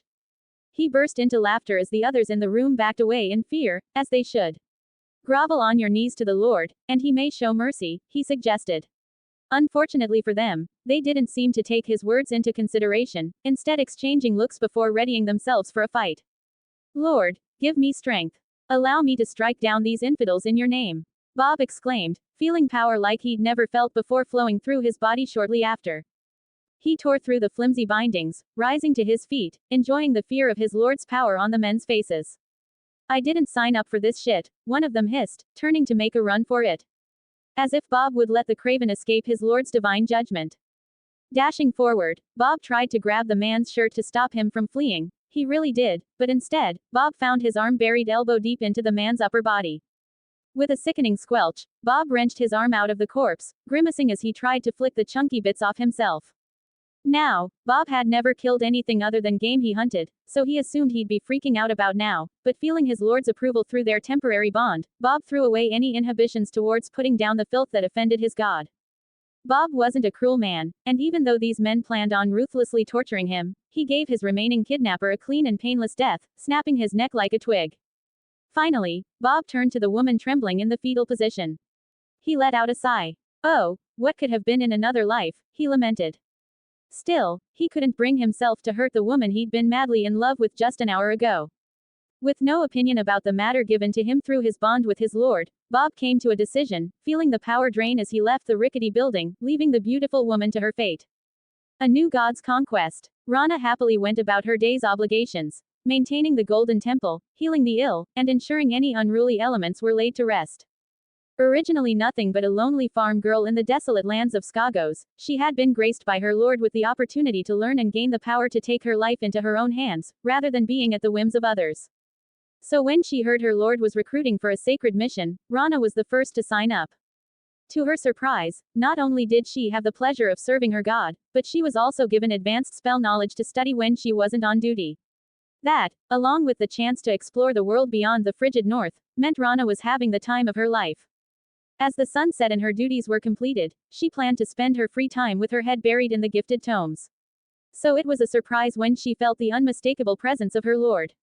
Of course, she immediately fell to her knees, only to realize this was all happening in her head. Her lord was entrusting her with a task to complete in his name. Rana quickly readied herself, donning her combat robes and holstering her wand. This wasn't something she could delay. With a silent twist of space, she appeared in front of the run-down wooden structure her lord had directed her to. Opening the door with her wand at the ready, the gruesome sight inside only slightly surprised her, as she had already smelled the blood from outside. But it wasn't the corpses in the room she was interested in. She walked up to the cowering woman in the corner. Pointing her wand at the woman's temple, Rana frowned as memories flashed through her mind, telling a tale of betrayal. Hey, that rhymed, Rana giggled, already plotting the bloody message that would have to be sent for this slight. The woman on the ground was a nobody who knew nothing about the greater game at play, simply having been handed a sack of gold by a cloaked figure to carry out instructions. For Rana, though, that was plenty to get started on her investigation. It might take all night, but she would eventually find the culprit. A new god's conquest. Basaro yawned a deep, manly yawn as he woke from his pleasant dreams. He smiled, feeling the young, supple flesh of the maid he had taken to bed for the night. Taking a moment, Basaro simply basked in the opulence that surrounded him, thinking it was only right that a man such as himself had reached such heights in life. Finally, he began shimmying onto his side. He had work to see to, after all. Today seemed to be a good day, Basaro thought, as it took him only a couple of minutes to hoist himself over. However, the good start to the day immediately ended when he let out a blood-curdling shriek after looking into the milky eyes of a disembodied head hanging from a rope on the side of his bed. Basaro shot up, feeling like he'd torn more than a few muscles, but that was the furthest thing from his mind. His once pristine room was now filled with more than a single body's worth of parts scattered about. And on the wall, a message written in blood was left for him. Your first and only warning, praise the Lord of everlasting light and eternal darkness. He read, before skedaddling out the room of horrors, shouting for his guards to come to his aid. Fuck, he shouldn't have entertained the other keyholder's retarded machinations. A new god's conquest. Melisandre knelt in front of her room's small brazier, offering her daily prayers to her lord. Soon it would be time for her to head west, where she would guide Azor Ahai in fulfilling his destiny to defeat the Great Other. But for now, she would hold back the darkness in a shy. As she turned away, ready to rest for the night, something in the flames caught her eye, making her turn back and gaze into its depths. She lost control of her consciousness as countless visions flashed before her. And no, she cried, terrified by what she had seen. Melisandre saw too much to fully recall, but one thing was clear: a wolf made of darkness, disguised in gold, was hooking its vile claws first in the north before spreading throughout the known world. Running from her room, Melisandre rushed to the temple's main hall, hoping to find her fellow priestesses awake. Kinvara, she shouted, noticing the worried expression that likely matched her own. The flames, have you seen them? She asked, seeing Kinvara solemnly nod. These are dire times, my sister. We will need to be at our strongest to face this oncoming darkness, Kinvara told her. What shall we do, sister? Melisandre asked. Until now, she had believed her only mission was to guide Azor Ahai, but now that the end was approaching sooner than expected, she felt lost. We need to solidify our position where we hold the most influence. I will travel to Volantis on the morrow, Kinvara said, worriedly rubbing her hands together. I know it's early, but I think it best if you travel to Westeros now. You need to warn them of the encroaching threat. Melisandre nodded. It would be a tragedy if the Seven Kingdoms were caught off guard, especially considering they would be the first to face the coming darkness. I'll begin packing, sister, Melisandre said, beginning to walk away before pausing. The night is dark and full of terrors, she began the prayer. Lord of Light, protect us in the darkness, Kinvara replied. A new god's conquest. Lux groaned as Bella gargled his weighty sack, her hand furiously stroking his saliva-slicked shaft. He frowned, sensing a foreign magic trying to divine his future. Of course, the lowly magic of this world couldn't affect his godly self, but Lux decided to play a small prank. From the feeling of fire and suffering emanating from the magic, he had a pretty good guess of its source and the perfect message prepared for the occasion. Feeling his balls twitch, Lux grabbed his slave's hair, pulling her mouth off his balls and burying his cock down the woman's gullet, delivering her favorite meal straight to her stomach, all while forgetting about the chaos he had just caused. Read ahead on my Patreon. Link. patreon.com/CodeKingu. Or just Google, Patreon CodeKingu. Join my Discord. Discord. GGVP2Q8XPK4D. 5 comments 0 vote. Reckoning. Yaing frowned as the city of red brick appeared on the horizon. Before being taken in by her lord, she had visited all the major coastal cities of Essos, and Astapor was by far the most unpleasant. But that was then. Now, her lord had gifted her power, and the fate of this abhorrent city was in her hands. Her lord had 2 tasks for her to complete in this godforsaken place: gaining the allegiance of the Unsullied and finding a specific naughty girl who might be working as a translator. Depending on the girl, this would either be their last stop before returning to Bravos, or they'd have to make a quick detour to the isolated island of Noth. Aside from that, everything else was left to her discretion. From what Yaing had seen so far in her life, Astapor was the worst of the worst places to have the misfortune of living in slavery. The Unsullied training was particularly cruel, and for every warrior completing the training, a newborn babe was killed in front of their mother to ensure that no weakness remained in them. Yaing didn't believe she would end up being very generous toward the many slavers inhabiting the city, and the good masters, specifically, might as well be dead men walking in Yaing's pretty phoenix eyes. After making port, Yaing mounted a radiant white steed befitting the first and only Saintess of her lord, with her mages disguised as black-clad warriors following at her side.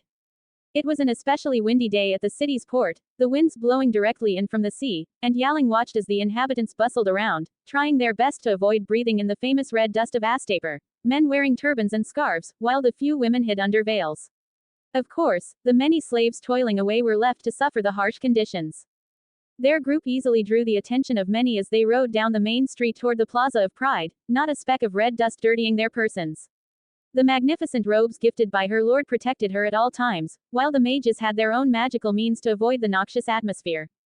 They entered the plaza, the winds dying down the further they got from the coast. Yaling looked at the monstrous harpy statue standing tall in the plaza's center for the second time in her life. This time she'd be sure to see the monument glorifying slavery crumble to the ground. In Yaling's opinion, man selling man was an abomination, and she sensed her lord agreeing with her thoughts. After all, it was only proper for a god such as her lord to own the souls of mortals, so how could he tolerate others plundering what was rightfully his?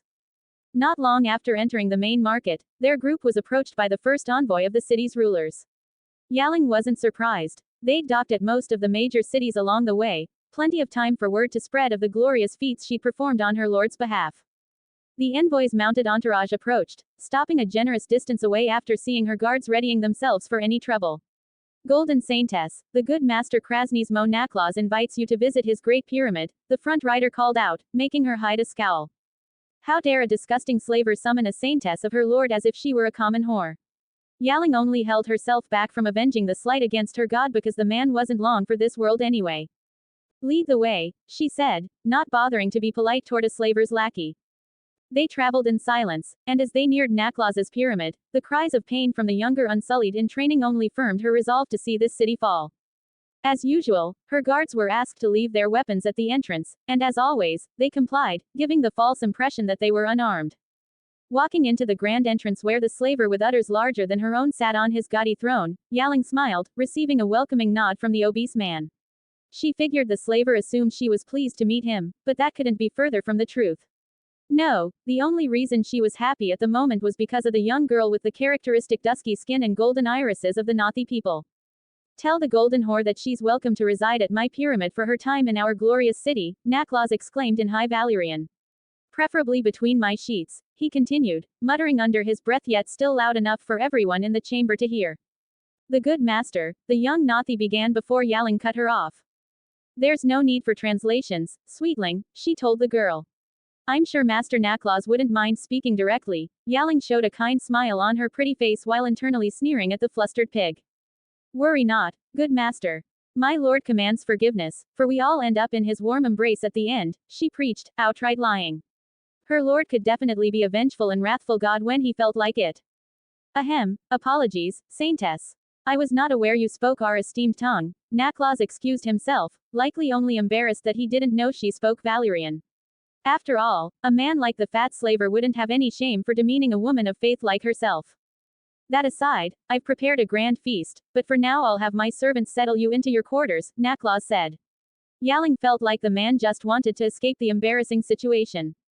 Very well, I look forward to the feast then, she agreed easily, following the servants out of the hall, with no desire to stay in the slaver's company longer than required. Your orders, Saintess. Dana, the commander of the mages, asked after arriving at their quarters and casting privacy wards. Mark out everyone who will be a problem after gaining control of the Unsullied, Yaling commanded before getting ready to rest for the night. Yaling could have finished her task as soon as she arrived at the pyramid. It would have been simple to have one of her mages confound the good master into handing over the reins of the Unsullied, but her lord had told her, and she agreed, that life would become far too bland if you took the easiest path at every turn. A new god's conquest. Krasny's lumbered away from his throne room. Curses. Who would have thought the foreign cunt could speak his noble tongue? He'd only invited the woman to stay at his magnificent abode because he knew his fellow good masters were planning the same. Something about the bitch being a powerful sorceress starting a new religion. Krasny's didn't know about any of that hullabaloo, but he did know that his prestige would rise from hosting the golden whore. Besides, even with that little slip-up, Krasny's was sure he could woo the woman with his vast riches and his mighty livestock. Again, he didn't know about any of that magic nonsense, but the Saintess was the most beautiful woman he'd ever seen. Later, shoving the many delectable cuisines down his gullet, Krasny's had nearly forgotten about that earlier mess, and seeing the Yitish beauty daintily nibbling on a succulent piece of meat he'd had served, he was sure she too had forgotten about it. Hey, soon, those delightful lips of hers would be pressed against another meat of his, Krasny's thought, his mouth already watering at the picture. My dear, I hope you're enjoying this fine feast, and if you don't mind me asking, what brought you to this lovely city of mine? Krasny's asked magnanimously. It wasn't often that a man of his standing took interest in another's goings-on. Krasny's watched her cutely nod that pretty little head of hers. The food's delightful, she smiled, patting a small trail of grease that was running down the corner of her lips. Krasny's gulped, thinking of another type of liquid that would soon be trailing down that seductive mouth. Believe it or not, good master, but I've genuinely come because of the Unsullied that I've heard so much about, she said, making him perk up, surprised the stunning girl had such fine taste.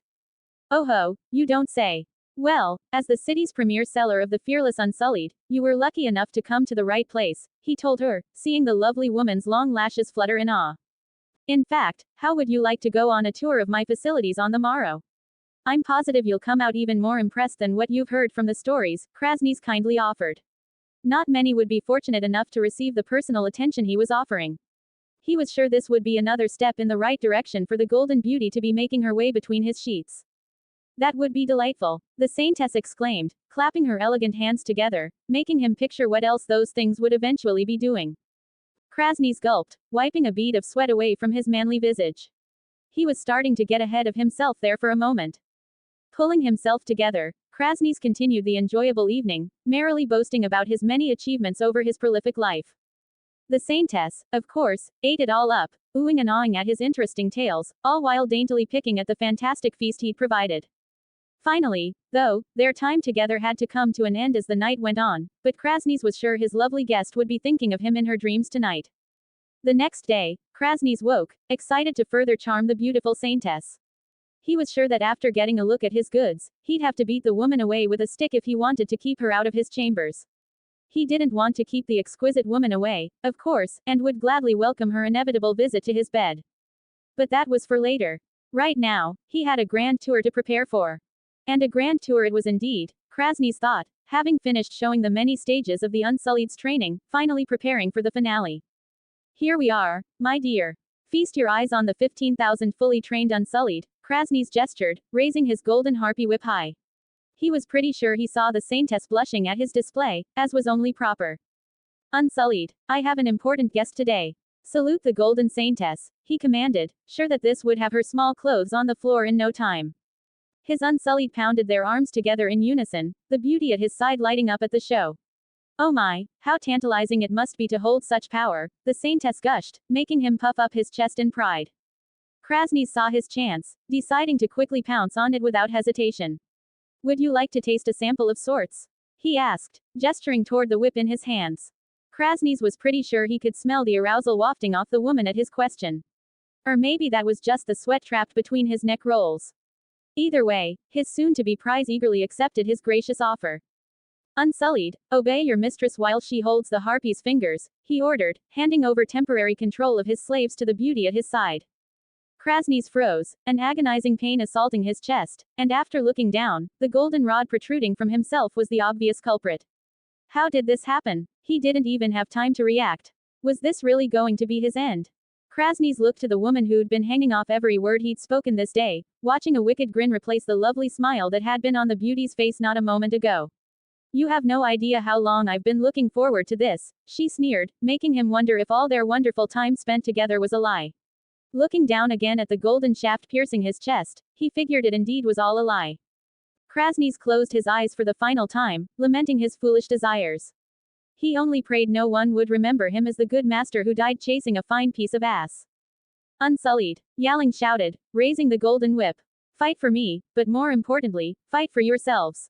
Kill the masters, break the chains of your brothers and sisters, and see this city of torment fall today at our hands. She cried before hearing the rhythmic beating of spears on shields resounding throughout the field after her words fell. Yaing wouldn't be sitting on the sidelines for this, no, she'd lead her people into battle from the front. Her divine scepter had already taken on her preferred form as a spear, and next, the gold and silver dress transformed into the magnificent battle garb her lord had designed, ornate plated armor tied together with silver straps. Her lord had told her the transformation was merely for style and wow factor because even the elegant dress the armor transformed from held the same protections.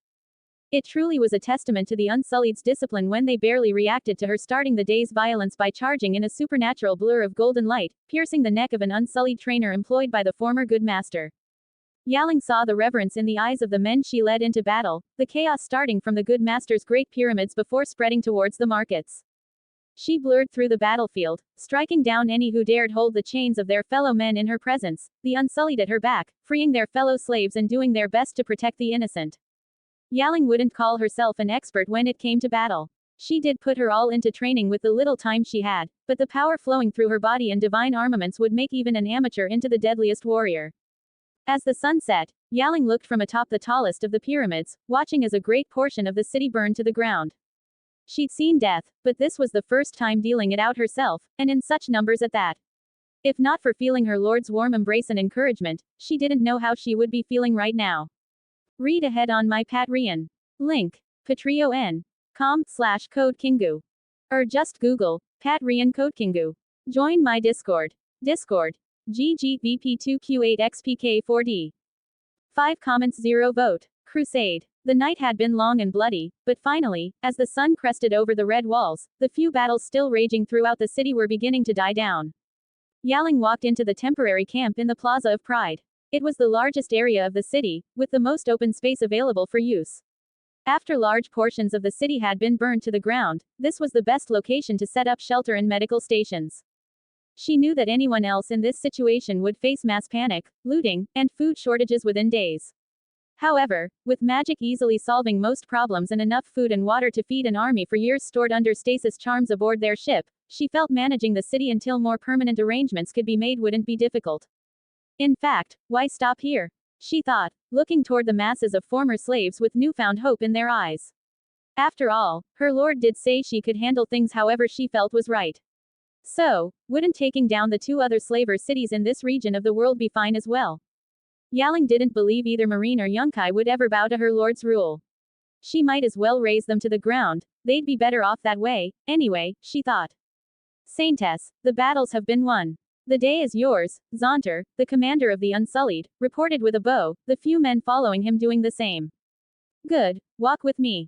There's much to discuss. But first, send someone with orders for your men to prioritize keeping the peace within the city above all else, Yaling instructed, watching as he relayed the command to one of the others, who then ran off.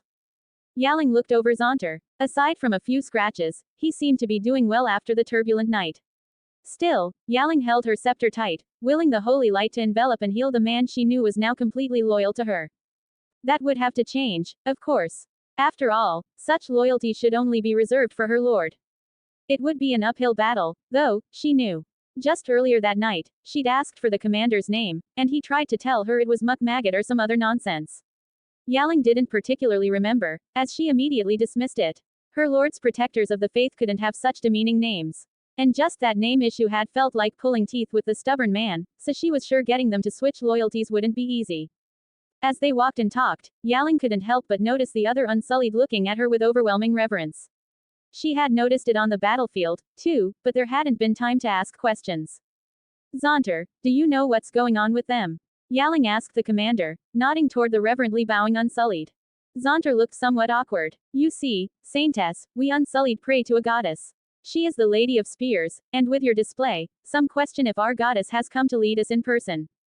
Yaling froze. Her, a goddess. How could she let this stand?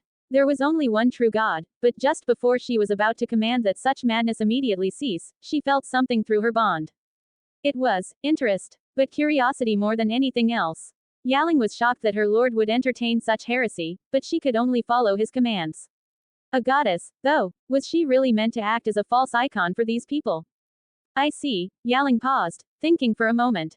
I do not know if I'm the same Lady of Spears you speak of, but tell your men that they have my blessing, she offered, making the dark-skinned man's face light up. Yaling wondered if the older man shared the same beliefs as the others. Understood, Saintess, Zonter happily replied. Yaling nodded. Good, you may join the rest of your men, she said, watching the man salute and walk off. She sighed, still in disbelief that she'd be pretending to be a goddess. Yaling put the stressful thoughts aside. There was still work to be done today. Signaling for a mage on duty, she had him lead her to the girl her lord had taken an interest in. Before the fighting had even begun, she'd tasked 2 of her best to protect the little Nathi at all times. Pulling the tent flap aside and stepping inside, Yaling found 3 young Unsullied still in training being fussed over by the little girl she'd been looking for. The girl was too mature for her age, Yaling thought. Yaling cleared her throat, the 4 children looking at her in surprise. Saintess, this one apologizes.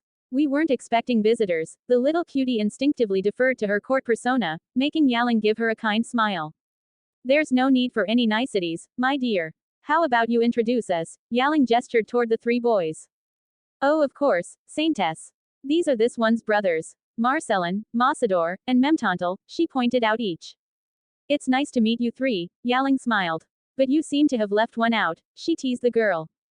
The Nathi girl blushed. Oh, how foolish of this one. This one's name is Melisandre, and Yaling hid a frown, not liking how the girl had been taught to refer to herself. She'd have to see to that soon. Melisandre, such a pretty name, Yaling praised, reaching out to pat her curly hair. Yaling looked to the girl's brothers. Will you 3 be staying with the Unsullied? She asked. Yes, Saintess. We won't abandon our brothers, one said, while the others nodded. I thought so. Unfortunately, the Unsullied camp is no place for a little girl, so that just leaves little Melisandre here alone, she told them, the brothers looking guilty but determined to walk their path while Melisandre looked to the ground in worry. I have an offer for you, though. If you'd be willing, that is, Yaling continued, stroking the girl's hair. Melisandre looked up, giving her an adorable head tilt. You can read and write, correct? Melisandre nodded before Yaling continued. You see, I could use a personal scribe, preferably someone who knows what was going on in this city before I came along. The offer was clear, but the girl seemed confused. Yaling could see it in her big, golden eyes. After all, in the young Nathi's mind, she was nothing but a slave, so why would someone of Yaling's status take an interest in her? She would be correct under normal circumstances. There were plenty of children in similar situations as Melisandre, and she couldn't take them all under her wing. No, this was because, for whatever reason, her lord deemed the girl important enough for Yaling to ensure her safety and happiness. Yaling wondered what the reason was. Sure, the girl was intelligent beyond her years, but her lord had an entire school filled to the brim with genius mages. Yaling could tell that the little Nathi would grow up to be a beauty, but she also knew that her lord wasn't so vain as to let that be his only reason. Her lord already had a bevy of beautiful women to warm his bed, something she wasn't at all jealous about. Not to mention that, if not for him being so relaxed in his world conquest, he could have all the most desirable women handed over to him on a silver platter. She tried sending her questions through their bond, but in response, she only got a sense of amusement from her lord. Her lord could be like that sometimes, purposely obtuse and vague. She sent a huff through the link, making sure her lord knew she was slightly miffed. She'd simply have to figure things out for herself. One of Melisandre's brothers nudged her, giving her a look before she got herself together. Saintess, this one would be honored to perform the duty, she said, bowing. Wonderful. Now say your goodbyes for now and I'll get you set up in my tent, Yaling told the girl, holding out a hand. Melisandre seemed shocked but still gave each of her brothers a tight hug before taking Yaling's offered hand with a small smile. A new god's conquest. Graston hastily made his way to the wise master's meeting chambers, cracking his whip at a few of the slaves carrying his palanquin who appeared to be slacking. As he had said, this was urgent, and he was beginning to feel that he had been too forgiving toward the damned ingrates. He didn't have all the information about what this was regarding, but from what little he had heard, things weren't looking good. Astapor had been burned to the ground, and by all accounts, it began with the revolt of the Unsullied. Graston shivered, casting a suspicious look at the slaves transporting him. Any notion of a slave uprising was a worrying prospect, something he and the other wise masters would certainly be discussing shortly. A message would need to be sent. Astapor, Yunkai, and Marine were the heart of SOC slavery, and they couldn't allow any idea of freedom to start creeping into the minds of their property. Bursting through the doors, Graston was surprised to find that he was the last to arrive. Things must be worse than he had assumed, Graston thought. Good, now that everyone is in attendance, we can begin, Yurkhaz Zo Yunzik, Supreme Commander of the armies and allies of Yunkai, said, receiving a round of agreements. The situation in Astapor is direr than we assumed. From my sources, it's been confirmed that the newly famed Golden Saintess visited Krasnice's pyramid before the Unsullied attacked, he continued. The Red Priests were right, we need to put this new religion down before we're next, Yezin Zokagas gasped, his many rolls of fat wobbling. And will the Red Temples be helping us fight their fight? Graston asked. It was obvious what the Red Priests were up to, and if a war could be avoided, that would be for the best. They have agreed to split the cost of any cell swords that we hire, Yunkai replied, and Grasden nodded. He still didn't like it, but he knew the others on the council wouldn't refuse the gold. What are the odds this golden Saintess even has her eyes on Yunkai? He asked, hearing murmurs throughout the room. Even if they don't directly attack, the golden religion is a threat to our very way of life.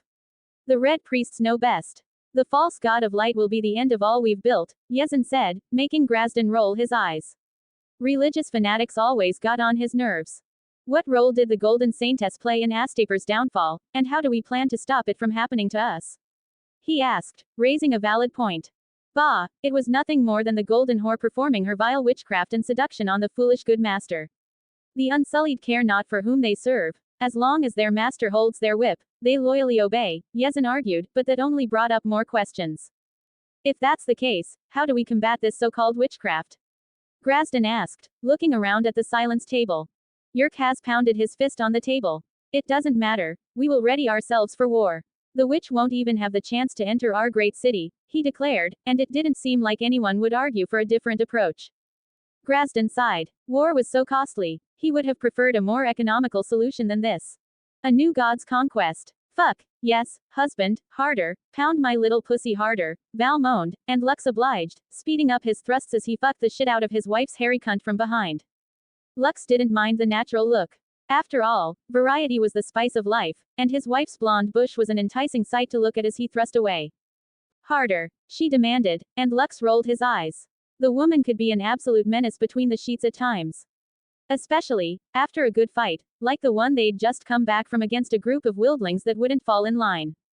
At the same time he gave in to his wife's demands, really laying it into the needy woman, thankful that their mattress was magically reinforced and that her training had done wonders for her physique. Lux took a peek into what his beautiful Saintess was up to.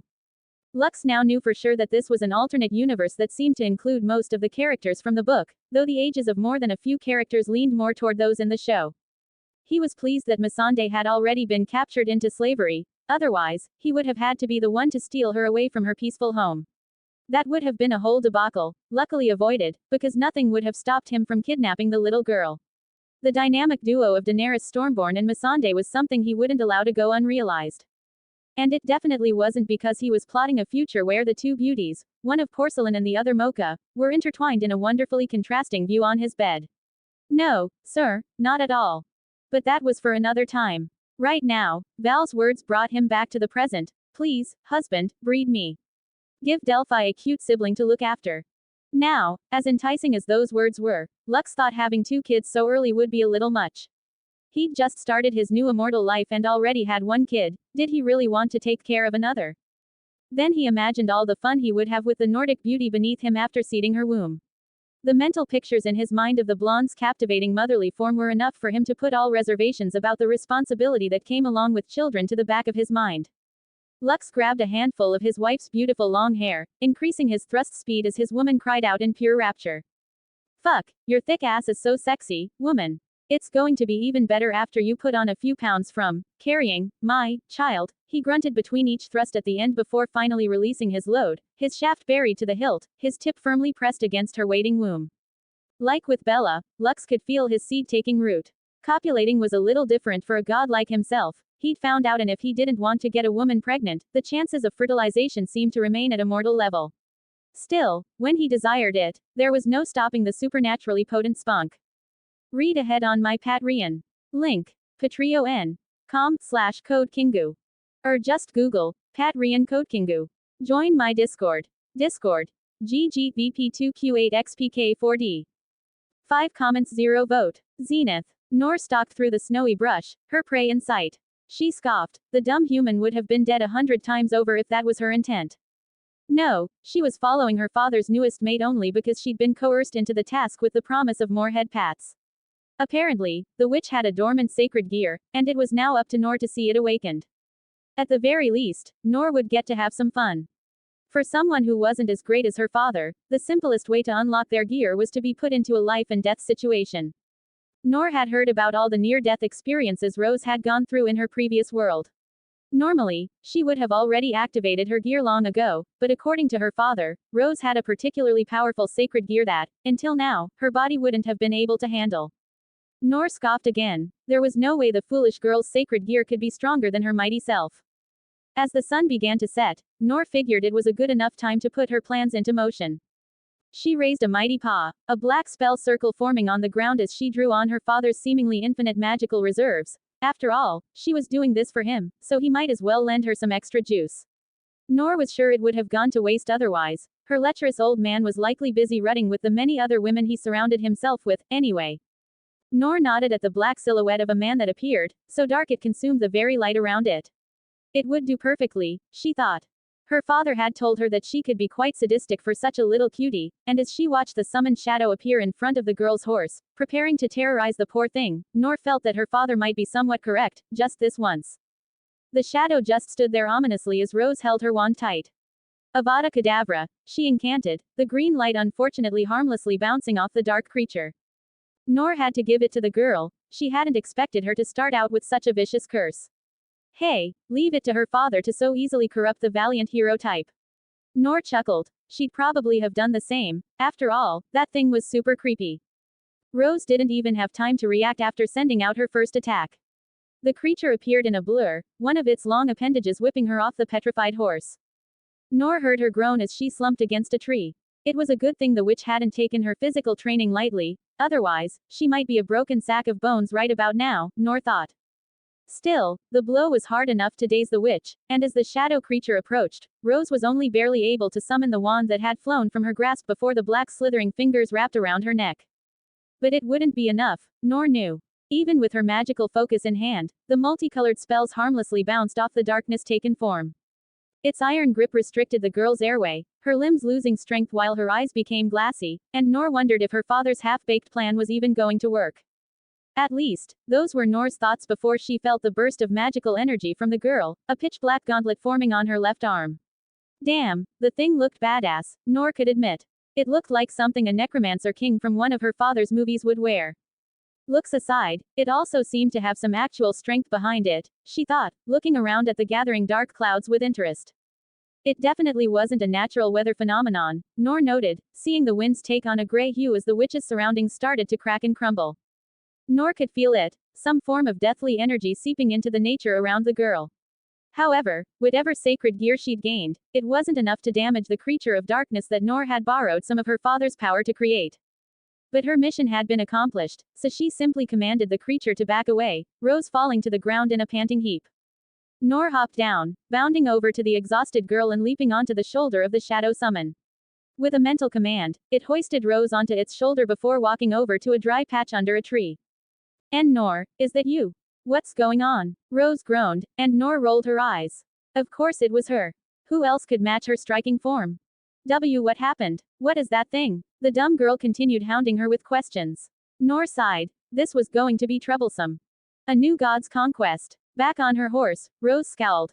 She'd offered to help with the small things that needed handling in this godforsaken land, and what did she get for it? Nearly having a heart attack from some loony scheme that Lux had cooked up. She looked back down at the black gauntlet. Okay, this thing was pretty great, though, she thought. Maybe she wouldn't hold it against him too much. Still, she might be able to use it as a little blackmail in the future. Rose rubbed her hands together, scheming. Yes, that would work perfectly, she muttered. But that could be put off for another time. She was still going to complete this mission one way or another. She wasn't going to give Lux any more ammunition to tease her.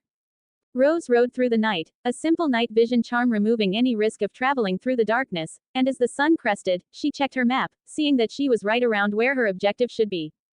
Hominum Revelio, Rose chanted, pleased to find traces not too far off, nudging her mount to get a move on. Who goes there? A scraggly-looking man sitting on a rock called out. Get your boss. I'm not here to talk to the underlings, Rose told the man, who, of course, didn't take kindly to being talked down to by a young girl. Hey, I don't think the leader needs to be around for what I've got in mind, the savage said, rubbing his hands together and licking his chops. Lass, have you been stolen yet? He asked, making her roll her eyes.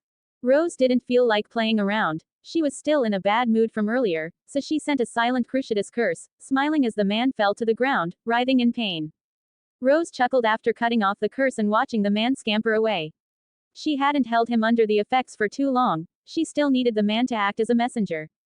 Not long after, Rose heard the sound of multiple footsteps and rustling bushes before finding herself surrounded by a bunch of savages with stone spears led by some weirdo with bones tied to his leather vest. Witch, have you come to die? Or mayhaps you've come to offer yourself up? You'd make for some fine breeding stock, the bone-shirted man said. The queen beyond the wall gave you a chance to peacefully join under her.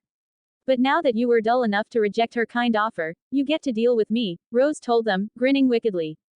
The bone man broke down into laughter, wildly slapping his knee. You hear that, boys? This wee lass has come to put us in our place, Bone Shirt hollered, barely able to speak through his laughter. As Rose had already mentioned, she was still in a pretty bad mood, so she felt these kind folk would be the perfect test subject for her newly gained powers. Rose knew that most of the group would run for the hills once she started throwing around spells. This would be a hassle, considering she didn't feel like running around the wilderness to hunt all of the fuckers down. With all that in mind, her dark gauntlet formed on her hand before black clouds covered the skies while howling gray winds completely surrounded the encircling wildlings. There was a shift in the air as the previously overconfident warriors realized that they may have bitten off more than they could chew. Rose cackled maniacally as she watched the dumb savages run around in a panic, sending exploding charms here and there whenever one of the wildlings had the bright idea to charge at her. After taking a couple of deep breaths and calming herself, Rose looked around at the ruined clearing. More than a few had turned to ashes trying to run through her death winds, probably preferring their chance with that rather than the bombardment that turned most into mincemeat. She ended up sparing a few of the women who immediately hid behind cover. Rose looked over at the limbless body of the bone-shirted guy, wondering how upset they'd be over the death of their leader. Whatever, that wasn't her problem, Rose shrugged, urging her horse to trot over to one of the trembling women. Oi, lead me to the rest of your people, she commanded. Later, Rose looked over the slightly terrified band of wildlings as they prepared to abandon the shitty little village they'd set up for the city Val was building on top of the ruins of Craster's keep. Looking down, Rose met eyes with a little red-headed child staring her down. What? Rose asked, scowling after the little shit just continued to mean mug her. Piss off, you little bugger, she hissed, and when the kid continued to glare, Rose decided that ignoring the brat was the best option. A new god's conquest. Damn, that girl has some serious mental problems, Nor thought after watching the young witch go on a murderous rampage. A new god's conquest. Lux set aside the project he'd been working on, sensing his lovely red-headed witch approaching. Honestly, he was more than a bit surprised by the sacred gear she'd awakened. He had half-heartedly expected something cliché, like her being one of the two dragon emperors. Instead, from what he could discern, she seemed to have some sort of subspecies of Zenith Tempest, either that or an unknown Longinus with similar properties. It was definitely a Longinus, Lux could at least tell that much, and it was one he found very interesting. It would need a name, Lux thought, coming to a decision shortly after. Zenith Necros seems fitting enough, he nodded to himself. He couldn't wait to experiment on his woman in the name of training. Before he could continue planning the hellish training he'd put the young witch through, his workshop door violently crashed open, the beauty in question stomping toward him. Rose, sweetheart, I hope your outing went well, Lux greeted his lover, who by all means didn't seem too pleased to see him. Instead of greeting him with a passionate embrace as he'd hoped, the furious girl sent him an expertly executed front kick directly between his legs. Lux crumpled to the ground, moaning and groaning from the agonizing blow until his body melted into a puddle of black goo from the intense pain. Lux stepped out of a shadow in one of his workshop's corners, internally saluting the elemental shadow clone for taking the fatal attack meant for him. The clone was a little thing he'd cooked up after successfully attempting to copy the Naruto-verse's form of chakra. For this instance, he had obviously cancelled the memory transfer that the jutsu was so famously known for, having no desire at all to experience the feeling of his divine nuts being crushed. Darling, I thought we'd gone over how expressing your feelings through violence wasn't healthy, Lux scolded, only further infuriating the little witch. You fucking shithead, Rose screeched, running over with a wild haymaker that Lux easily caught before locking her into his unbreakable embrace. Fuck, I almost had a heart attack, you dick. Couldn't you have found an easier way to unlock my sacred gear? Rose continued complaining while uselessly pounding on his chiseled chest. Maybe, but all's well that ends well, right? Lux chuckled, massaging his enraged woman's head while running his hands through her pretty red hair. A new god's conquest. Benjen Stark led his trusty Garen through the icy cavern connecting the north to the lands beyond, accompanied by the sworn brothers under his command for the range. He had just been promoted to First Ranger, and for his first task, he had the unfortunate duty of investigating rumors of a wildling queen gathering forces in the haunted forest. It was almost too nonsensical for him to believe, the haunted forest was generally considered the territory of the Night's Watch. Nothing should have happened there without them getting word. If it weren't for the clear signs of something unusual, Benjen would have dismissed the whole thing as a tall tale. For now, their small group was simply out to scout. It was too soon to gather the numbers needed to disperse a growing wildling warband without further information. Their first stop would be a native of the forest who should be more informed than anyone else about the goings-on in his territory. Benjen sighed, lamenting that the Black Brotherhood was in such a dire situation that they had to deal with scum like Craster. Unfortunately, their order wasn't the noble calling it used to be, and now the only recruits they could gain were the few criminals unlucky enough to be carted off to the wall. So, even if he wanted nothing more than to run the gods' forsaken, inbreeding scum through with his sword, the cost it would have on the Night's Watch would be too high. As his party traveled through the wilderness, Benjen began to believe that something really was happening in the forest. He wasn't completely convinced about the whole Queen Beyond the Wall thing, but there was definitely something going on. After all, they had nearly reached their destination without so much as a trace of any wildlings. As if his thoughts were coming to life, Benjen looked up from the map he had been checking, noticing his steed coming to a halt without his command, only to find his small scouting party completely surrounded by heavily armored, black and gold spearmen. They were fucked, was the only thing he could think, not even questioning how such fine armor and weapons made it beyond the wall, because if these mysterious enemies were hostile, he didn't like the chances he and his men had of making it out alive. Read ahead on my Patreon. Link. patreon.com/CodeKingu. Or just Google, Patreon CodeKingu. Join my Discord. Discord. GGVP2Q8XPK4D. 5 comments 0 vote. Queen. Being taken hostage by a group of unknown soldiers wasn't what Benjen had expected from his first expedition as First Ranger. Unfortunately, that was the reality he was facing. Sure, getting killed or captured by the wildlings was always a risk in this line of duty, but this situation was entirely baffling. My good man, may I ask where exactly you're taking us? Benjen asked the taller soldier, who appeared to be in charge, trying to break the tense silence before scrunching his nose at the smell of one of his greener men soiling their trousers. To the Queen, the man simply replied, making the small hairs on the back of Benjen's neck instinctively rise at the sinister, raspy tone. There was something seriously wrong about the armored soldier's voice. Ah, so the rumors were true, Benjen sighed. Now his questions only multiplied. Who were these heavily armored soldiers? How had this so-called queen gone unnoticed for so long? And would they even make it out alive to report these grim tidings? Lord Stark, what's going to happen to us? Will we be all right? The lad stewing in his own filth stuttered. Aye, lad, just don't get any foolhardy ideas in that head of yours, Benjen told the boy, trying to keep his men calm. Honestly, he didn't know how this would play out, but the last thing they needed was someone upsetting their heavily armed captors.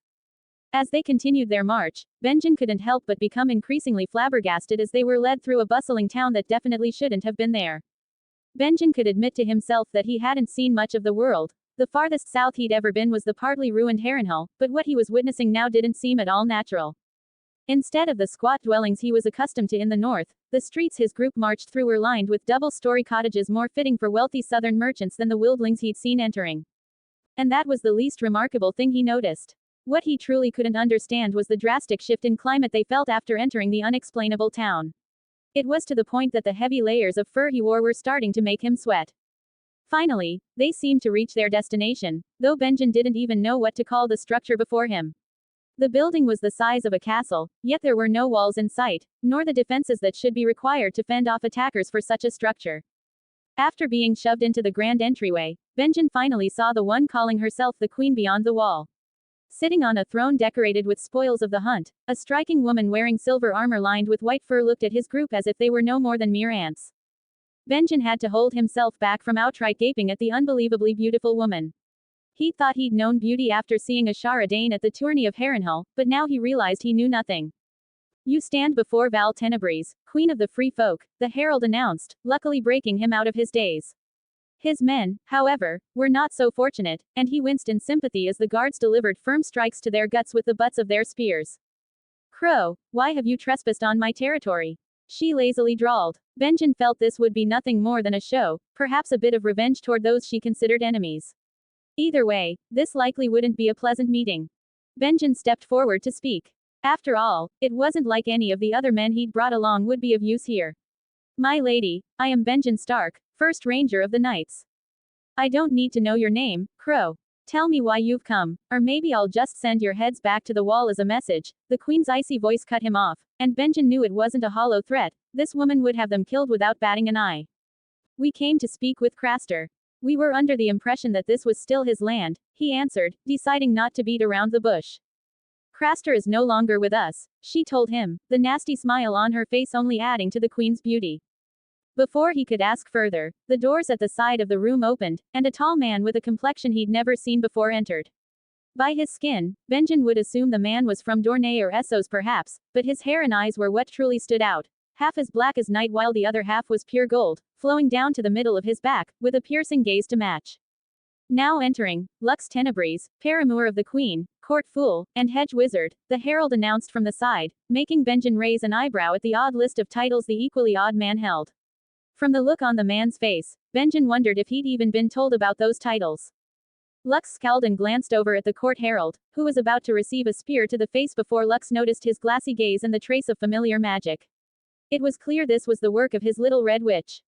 He'd be punishing the vixen later, although he had a sneaking suspicion that receiving the punishment was all part of his lover's plans. But that could wait until later, Lux thought as he walked over to his pregnant wife's throne and nudged her over on the seat, which was plenty wide for two. He was interested in what his wife would decide to do with the man. After all, he hadn't expected to meet with a Stark so soon.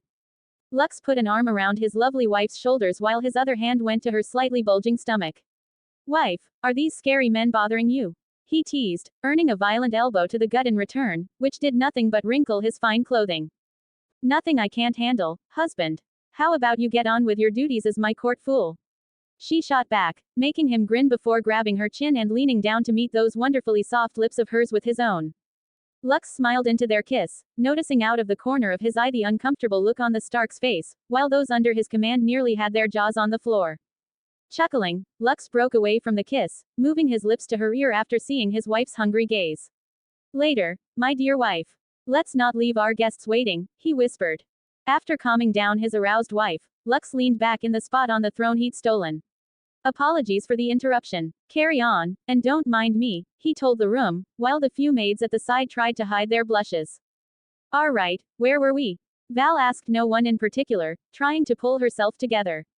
Yes, that's right, crows, tell me, what do you think I should do with you lot? She looked to Benjen, the one who would obviously be speaking for his group. We didn't come to start any hostilities, only to gather information on the rumor of the gathering free folk, Benjen said, tactfully referring to the savage wildlings by their preferred name. Lux thought it was smart of the Stark. Otherwise, his fierce wife would have likely planted her axe in the man's skull at the perceived slight. Wonderful, and now that you know the rumors to be true, what's your plan? Scurry back to the wall and prepare to eradicate my people. Val questioned, completely unconcerned by the likely scenario. I won't insult your intelligence. Whether I return or not, the Night's Watch won't allow you to gather forces this close to the wall, Benjen said, making Val scowl. Won't allow us. This is our land, Crow. Val decreed before standing and drawing her axe. I should take your tongue for that, she growled, the men behind Benjen cowering while the man being threatened stood tall like a Stark should. At least that's what he thought. Who knows, maybe he's pissing his pants right now, Lux thought. It's not like he was going to enhance his smell to check. Do you have any reason to give as to why I should allow you to return with your heads on your shoulders? Val asked while Lux continued to think about nonsense. I'm a man of the Night's Watch. We do not fear dying in the line of duty. Killing us won't prevent my brothers from preparing for war, Benjen replied, and Val paused at those words, sheathing her weapon before returning to her seat and nuzzling against Lux's side. You've got guts, Crow. Val smiled before continuing. I'll allow you to return, but the others will pay with their lives for the crimes against my people, she declared. Your Grace, I beg of you, most of these lads are still green, they've done nothing against your own. Benjen pleaded, and Lux could respect the man willing to lower himself for those under his command. Not enough to do anything about it, but he figured gaining his respect was enough of a consolation prize for the young Stark anyway. And most of my people you've killed without thought were simply trying to survive in these barren lands that we're trapped in, Val told the man, no sympathy in her tone. Lux did his best not to outwardly roll his eyes. His beautiful wife was definitely more than a little biased, he thought, but it wasn't like he had any fondness for the men in black, so he'd just let her do as she pleased. Kill them, Val ordered without batting an eye. Lux could clearly see the grief on Benjen's face after each of his men was speared cleanly through the throat. Still, he stood there stoically, and Lux could tell the man would never have it in his heart to forgive. It didn't matter much to Lux, though. Soon there wouldn't be a need for the Night's Watch, and he had no plans to keep the order of criminals among the living. Take him away, and someone clean up this mess, Val ordered again, turning to him with that hungry look she'd been putting off from earlier. Lux looked at the Stark with a smile, seeing him glaring at his woman while being dragged away. In Lux's eyes, that simply sealed the man's fate. Turning back to his eager wife, Lux gave her a chaste kiss on the cheek. Not right now, my love. There's a little brat I need to punish, he told her. Seeing her disappointed look, Lux leaned down again to give her a deep kiss on the lips. I'll make it up to you. You won't be able to walk after we're done, Lux promised before vanishing from his spot, ready to hunt down a little minx. Stealthily appearing in one of the estate's gardens, Lux eyed his prey playing around with Aurora, the little golden wolf happily bounding around the small patch of grass. Creeping up, he wrapped his arms around the girl's thin waist, laughing deeply at the startled squeal that only lasted a short moment, his familiar tone calming the little witch down as she squirmed her tight ass into his waist. My naughty Rose, I hope you're prepared for your punishment, Lux nibbled on her tender earlobe, his young lover shivering from his warm breath along with the likely very dirty thoughts running through her mind. Lux, what are you talking about? I've been with Aurora all day, Rose claimed, playing dumb and fooling no one. Oh, if that's the case, maybe I should get back to Val, Lux trailed off, feeling the witch go stiff in his arms. I still don't know what you're talking about, but maybe you can punish me for anything I might do in the future, she bargained, and Lux trailed a hand up to one of her modest-sized breasts, squeezing and drawing out a lewd moan. Lux hummed, pondering the offer while Rose prayed for her punishment. I think that could be arranged, he said, hearing his witch sigh in relief before giving his golden wolf a wink and apparating away with his lover. Aurora rolled her eyes, seeing the pile of previously worn clothes fall to the ground, letting out a little huff before trotting away to find something else to do. Both in their birthday suits, Lux threw the naughty girl face down, ass up onto the golden silk sheets of his mattress, crawling up after her and grabbing a handful of that pert ass flesh. Rose moaned, enjoying his groping before he stopped, raised his hand, and gave her little booty a tight slap, making his lover let out a squeal of pleasure. This was your plan all along, wasn't it? Lux asked, giving her other cheek another slap. Tell me why I shouldn't stop, he ordered. Please, sir, I've been a bad girl, and this bad girl needs her punishment, Rose begged, wiggling her bare ass in his direction. Lux grinned, giving her ass another spank before tracing a finger along her already slick slit. This is meant to be a punishment, right? A naughty girl like yourself doesn't deserve any foreplay, isn't that right? He asked, getting onto his knees and lining his throbbing cock up to his lover's tight pussy. That's right, sir. Please, fuck this naughty girl, Rose replied, screaming in ecstasy a second later as the thick shaft pierced her to the core. Is this what you were hoping for? Lux growled between each rough thrust, his balls loudly clapping against her engorged clit every time his hips met her bubbly rear. And no, she denied before continuing. I want a baby. Please, knock me up like the others, Rose begged, and Lux paused at that. Now, Lux had no problem with more children. After all, he'd realized he didn't even have to do much with the elves taking care of everything, but with Rose, it was different. Lux stopped the rough fucking, still buried to the hilt in the little witch's pulsating cunt, dropping the dom play and flipping his beautiful redhead onto her back. Leaning down, Lux gave her a long, loving kiss, enjoying the feeling of her soft tits mashed against his chiseled pecs. Rose, you know I love you, but I don't think you're ready for that just yet, he told the girl, starting to move his hips again, this time with slow, sensual thrusts. I am. Let me carry your child, she argued, making Lux chuckle at the simple words while running his hand through her pretty red hair. What of your friends you've told me so much about? Don't you want Hermione and Ginny to be a part of our child's life? He asked, seeing her eyes light up. You haven't forgotten my promise to get you back to your world, right? And remember what I said about dimension nonsense. We'll likely return within moments from when you tumbled through the veil, Lux said, and after reaffirming his words, he felt his lover's wonderful legs wrapping around his waist as she pulled him down into a passionate lip lock. Rose pulled away, brightly smiling up at him. No, I haven't forgotten, and I'll never doubt you, she told him, making him give her a deeper thrust that had her let out a low moan before continuing to yap. You're right, though, I do want my friends to be there for our child. As long as you don't forget when the time comes, I'll be fine waiting, Rose finally agreed. Good, my love. Now let's forget about all of that and enjoy the rest of the night we have together, Lux told her, his thrust speeding up along with the arousing squelching sounds from the girl's drenched cunt. Read ahead on my Patreon. Link. patreon.com/CodeKingu. Or just Google, Patreon CodeKingu. Join my Discord. Discord. GGVP2Q8XPK4D. 8 comments 0 vote. Tidings. Benjen dragged his exhausted Garen along with his equally tired self into the clearing between the haunted forest and the wall. He'd ridden non-stop without rest. The Night's Watch needed to prepare for what was coming. As he approached the tunnel's entrance, the announcing horn didn't have the same welcoming sound it used to, not with the losses he'd suffered and the dire news he had to relay.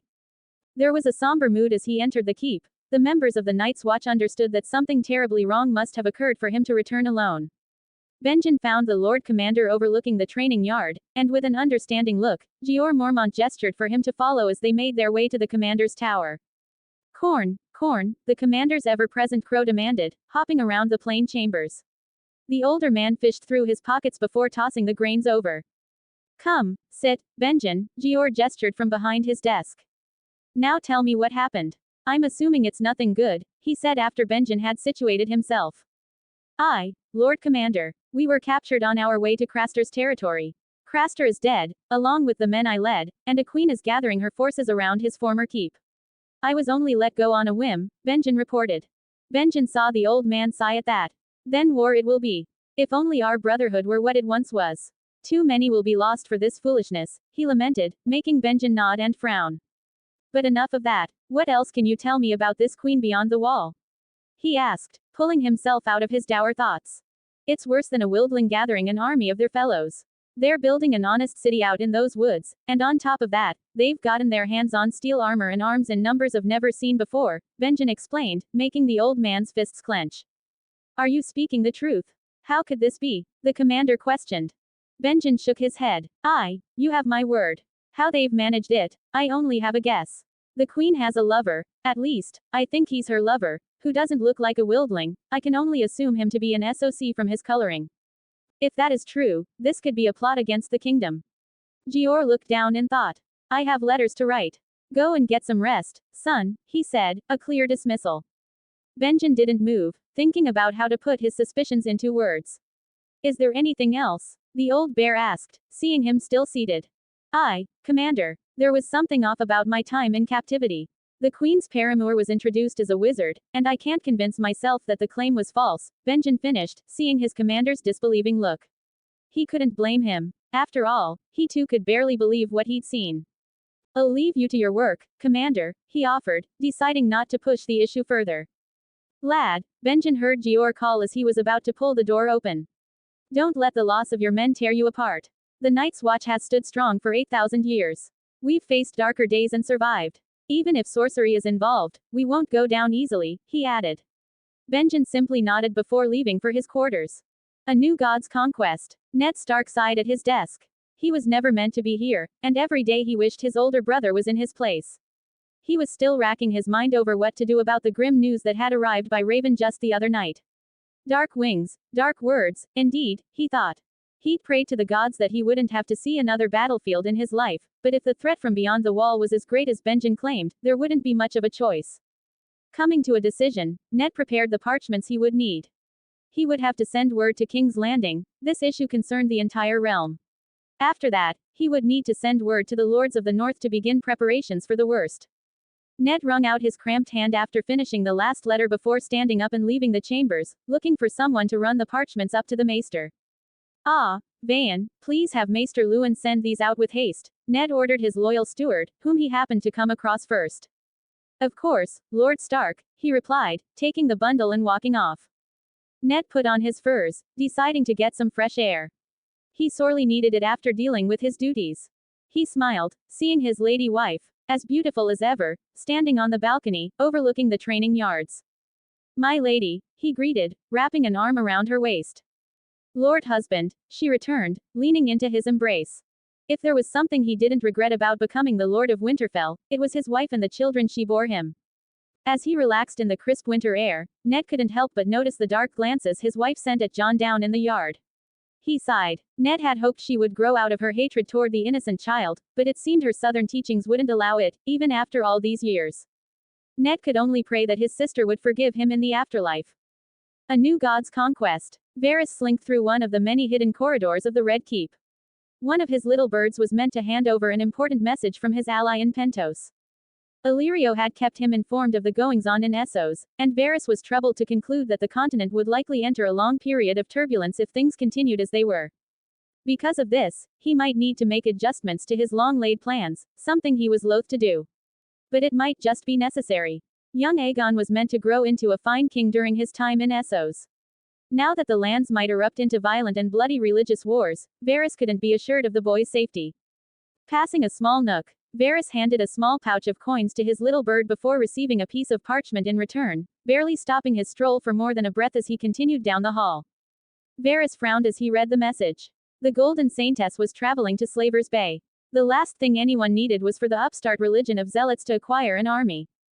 Unfortunately, there was nothing Varys could do at the moment, so he carried on to his destination, burning the note to ashes on one of the wall's torches as he went. Taking his assigned seat in the small council's chamber, Varys nodded to the hand. Lord Arryn, he tittered, only receiving a grunt in return at the meek act he liked to keep up. It didn't take long for the seats to fill and for the hand of the king to begin the meeting. There will be no niceties to begin this session. We've received troubling news from the north, Lord Arryn told the room. Would his grace not want to know of this? The Grand Maester, Pycelle, asked, making the hand frown. His grace is currently indisposed at the moment, he replied, and Varys knew that to mean the king was most likely passed out drunk next to a few whores. The hand cleared his throat to continue.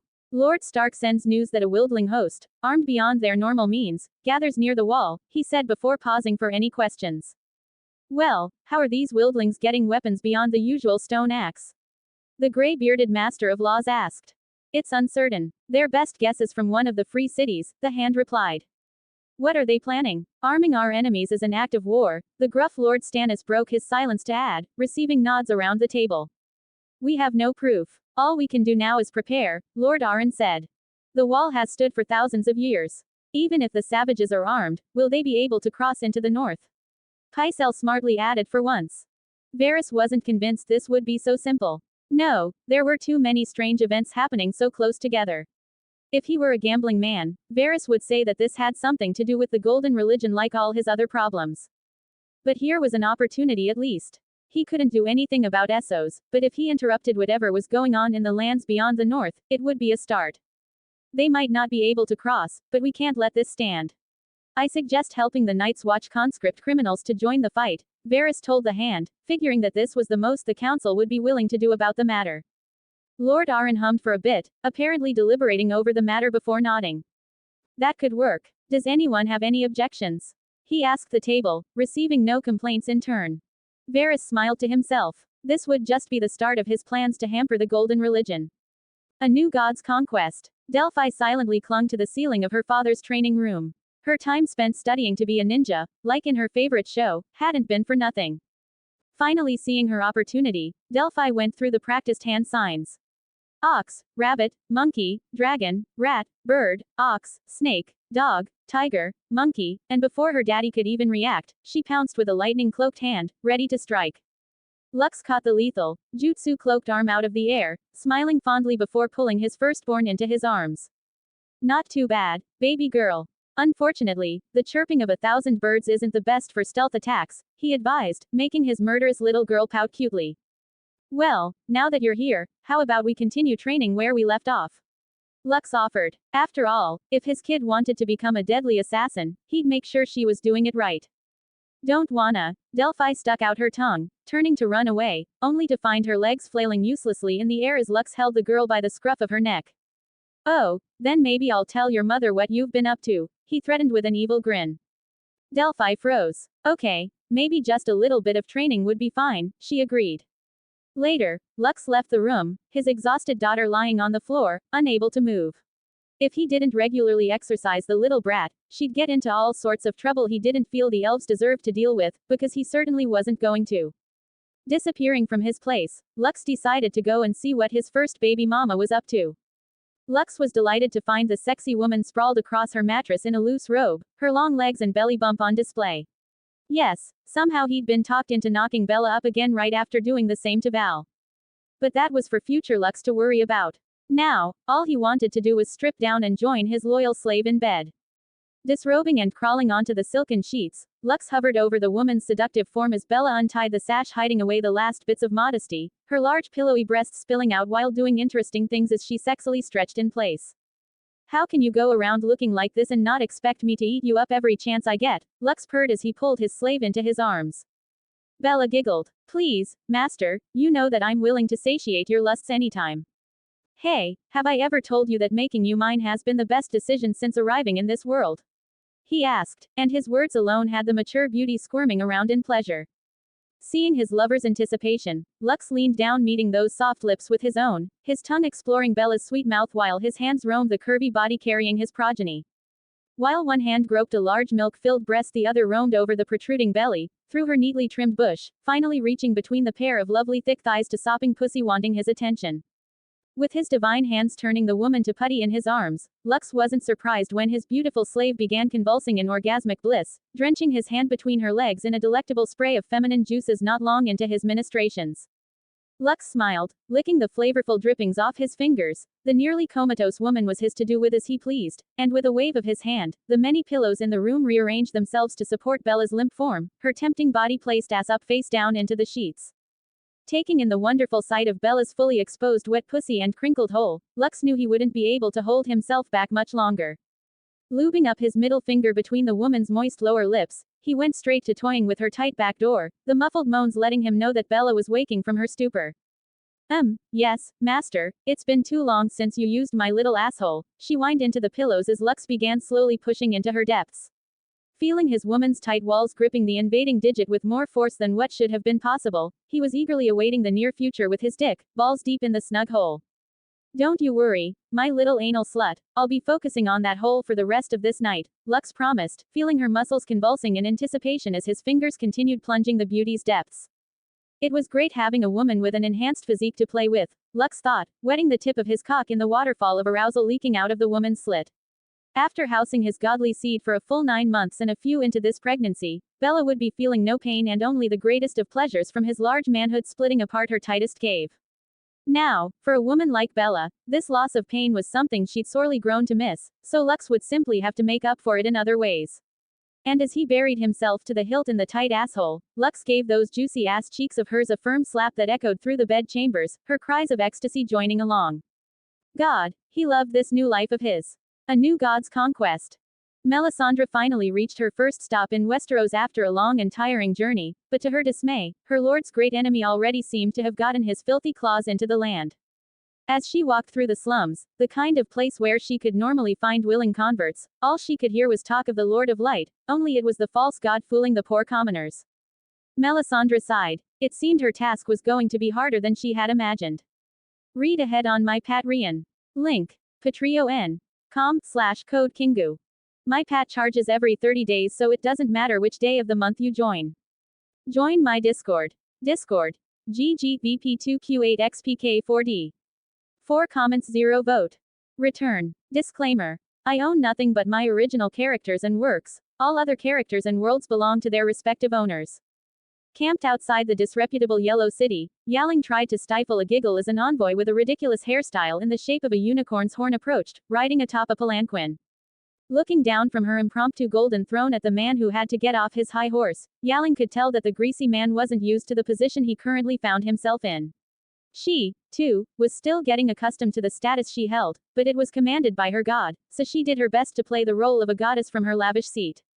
The sweet Melisandre, her dutiful assistant whom Yaing was growing increasingly fond of as the days passed, served the undeserving swine a glass of tea on the table in front of his lowered chair. Yaing smiled, remembering how king her lord was to conjure the green tea leaves out of thin air for her. The tea's earthy flavor reminded her of the good times in her homeland. Greetings, your holiness, I am called Grasdan Moeras. The humble city of Yunkai welcomes you and has prepared an offering, Grasdan said, gesturing for the slaves at his side to bring forth a large chest, making Yaing frown at the interruption of her fond memories with her lord. Riches won't save your city. Prostrate yourself to my lord, and he may allow the wise masters of this city to live the rest of their pathetic lives as beggars, Yaing told the unfortunate envoy, enjoying how he squirmed. Grasdan lamented his fate. Why did he have to be the one to meet with this lunatic?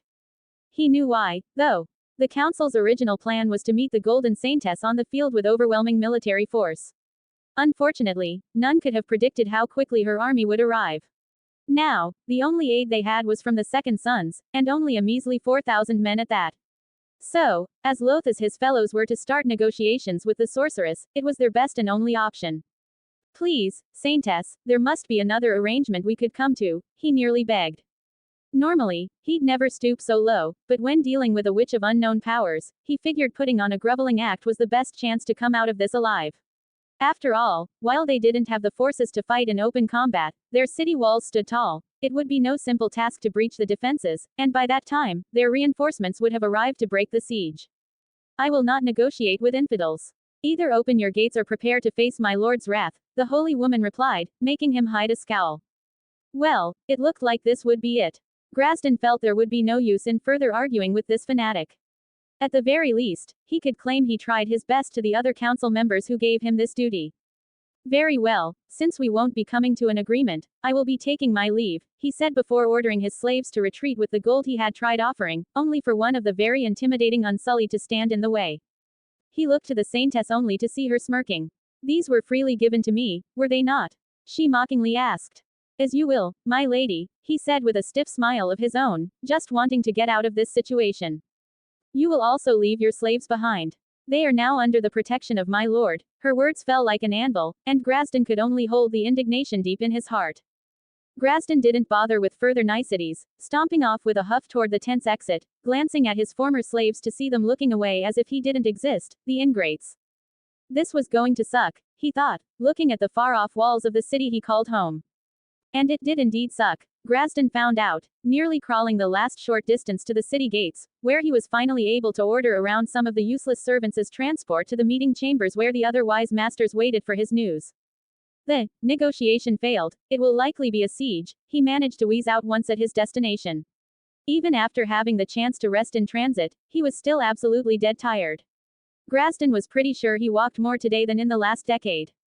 That's unfortunate, but we've still made ample preparations for a siege, the supreme commander of the armies said. Maybe we should send a champion to fight, another member commented. We will not gamble on this matter.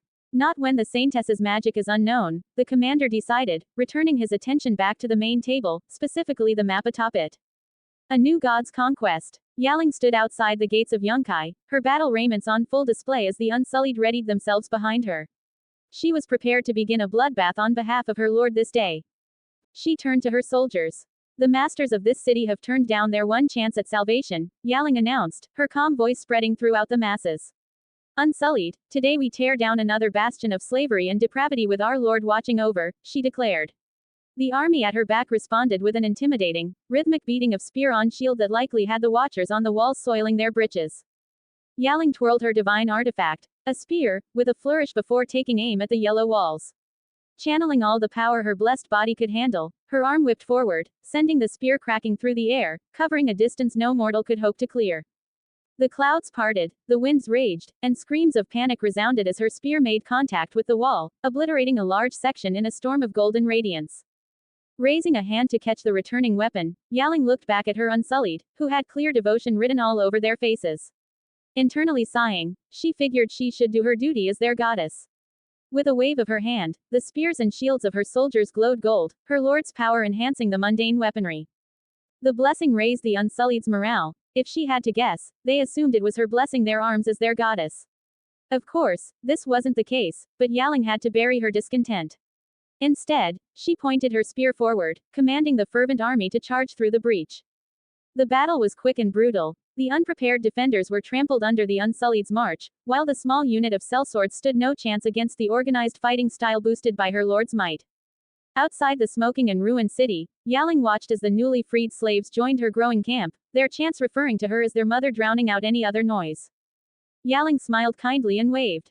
The crowd desperately wanted to surround and lay their hands on their savior, but luckily, her mages on duty, along with the help of the Unsullied commanders, put a stop to that before she had to ruin her saintly image. Her lord was the only one with the right to touch her, and if the others hadn't stepped in, she'd have cut off the hands of any who tried. A new god's conquest. Rana made her way down the streets of Bravos toward her destination.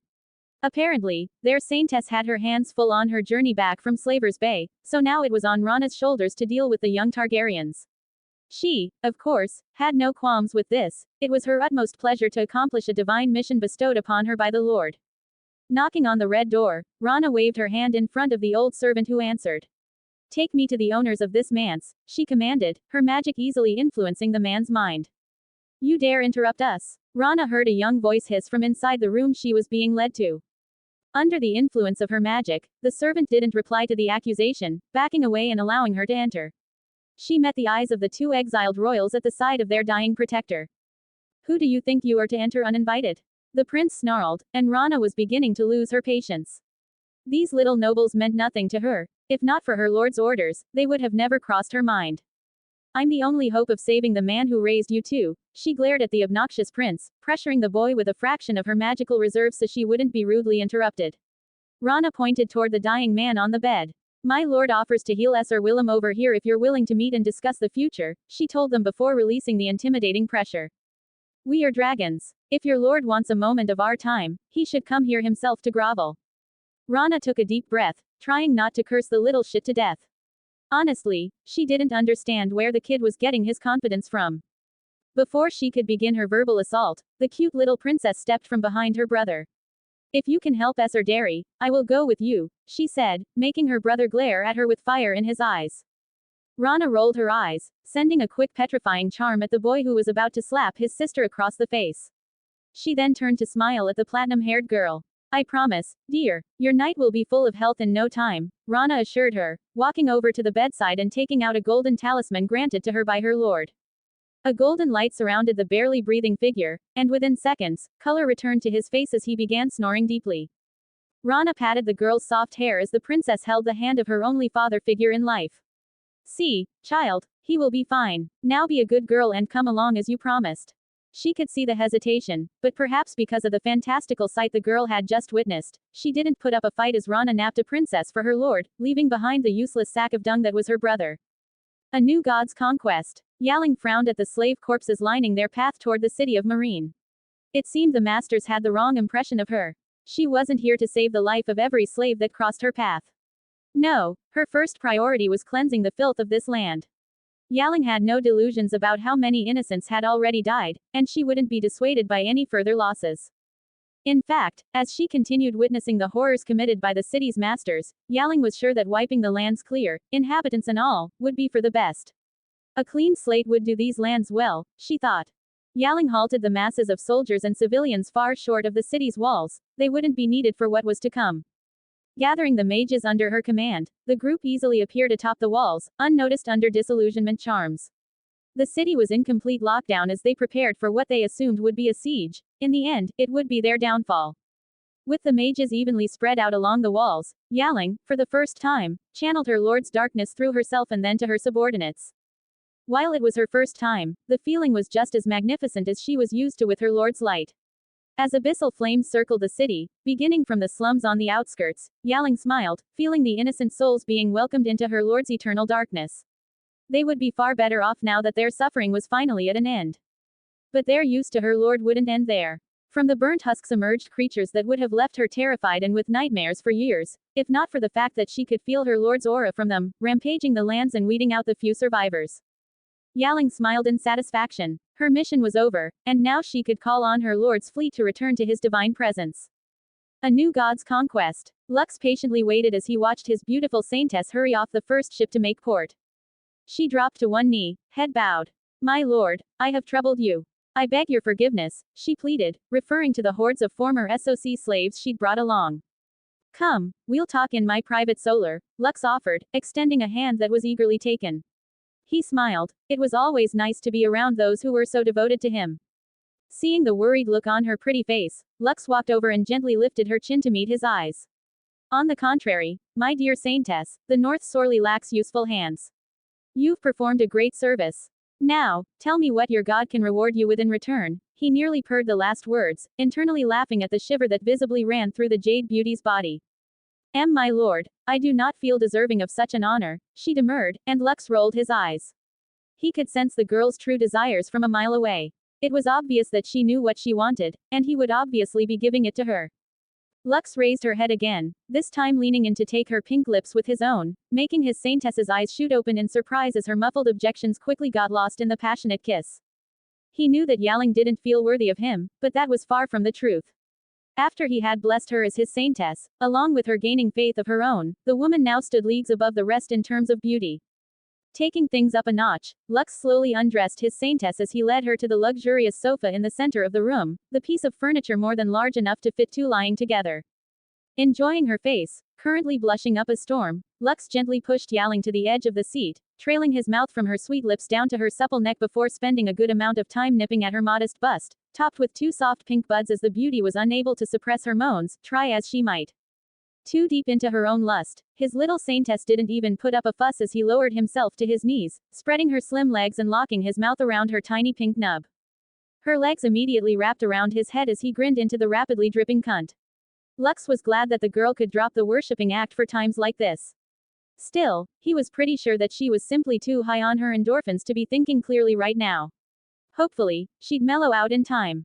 While thinking about nonsense, it seemed that the girl attached to the pussy he'd been tongue-fucking had finally reached her limit, spraying a lovely spurt of flowery girl cum over his mouth and upper chest. Wiping himself clean, Lux hovered over his lovely Saintess's petite frame, his prodigious cock resting on her sexy stomach. He smiled, seeing her eyes go wide. My lord, I don't know if it will fit, she squeaked, making him chuckle and lean down to kiss and nip along her sculpted jaw, up to her ear. Worry not, my dear, I have my ways, he promised before lining his bulbous tip against the hairless pink slit. Luckily, he'd been working on his own special branch of aromancy, and as he began pushing forward into the eagerly awaiting quim, his dick adjusted to the perfect length and girth for the woman beneath him. When he first met Yaing, the healing he performed was far greater than simply closing wounds and was more akin to rewinding time back to before she'd been sold into slavery.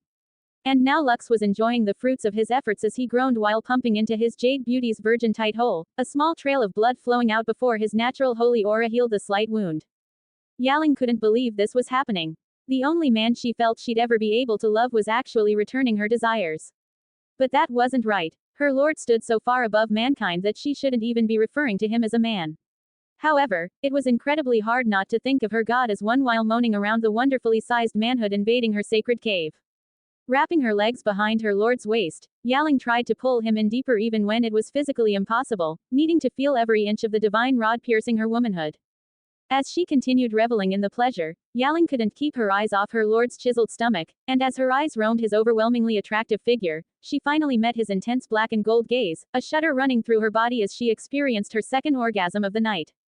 To Yaling's pleasure, her lord wasn't nearly done using her body to satiate his lust. In the end, she was left a convulsing mess that needed the tender care of the castle's elves to help clean herself and be put to bed. Read ahead on my Patreon. Link. patreon.com/CodeKingu. My Pat charges every 30 days so it doesn't matter which day of the month you join. Join my Discord. Discord. GGVP2Q8XPK4D. 6 comments 0 vote. God. Lux waited in his seat with Rose snuggled against his side as his beautiful Saintess, soon-to-be war goddess, led the timid Targaryen princess into his private solar. Daenerys curtsied cutely, not daring to look him in the eyes. My lord, it is a pleasure to make your acquaintance.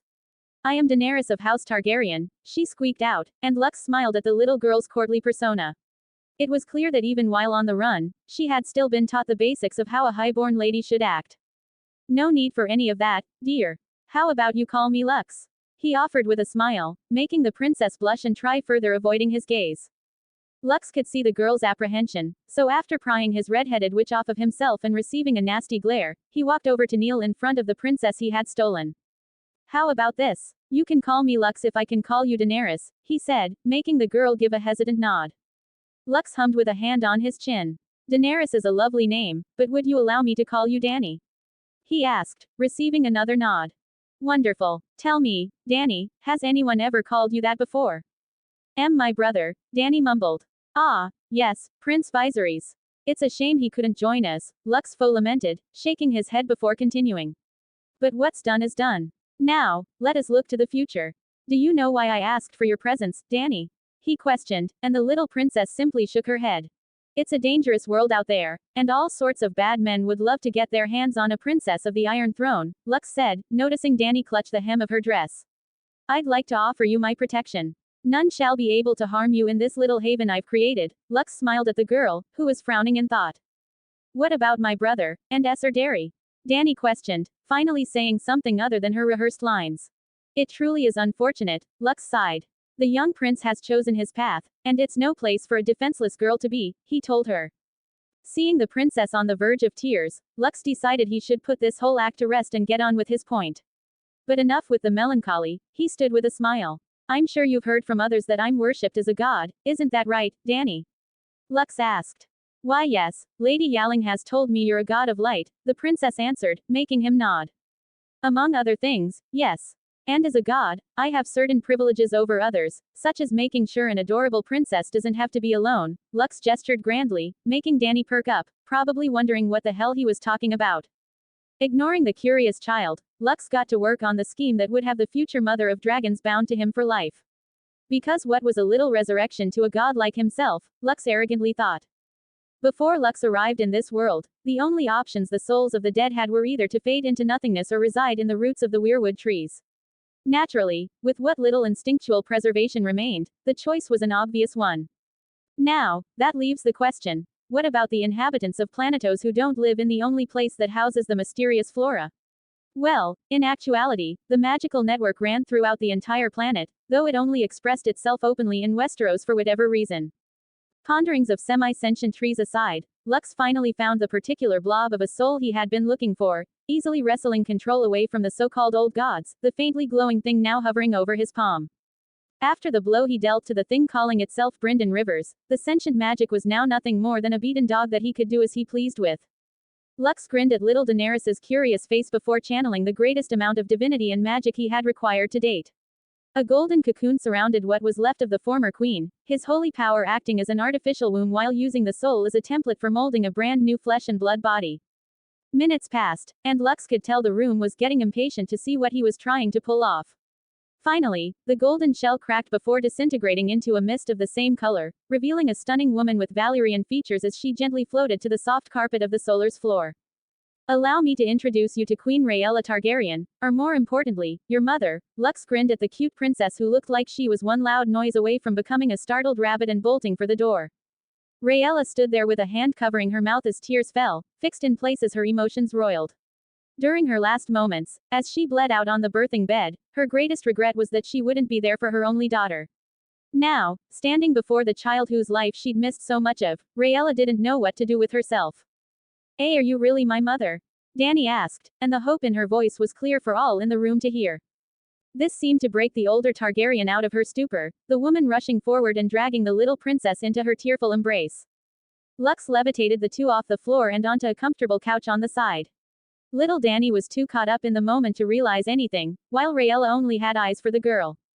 Turning to the others in the room, Lux smiled at his Saintess, who was giving him a look of pure adoration, while Rose was eerily quiet for her usually rambunctious personality. Lux could guess why and planned to make a point of getting some alone time with his young lover soon.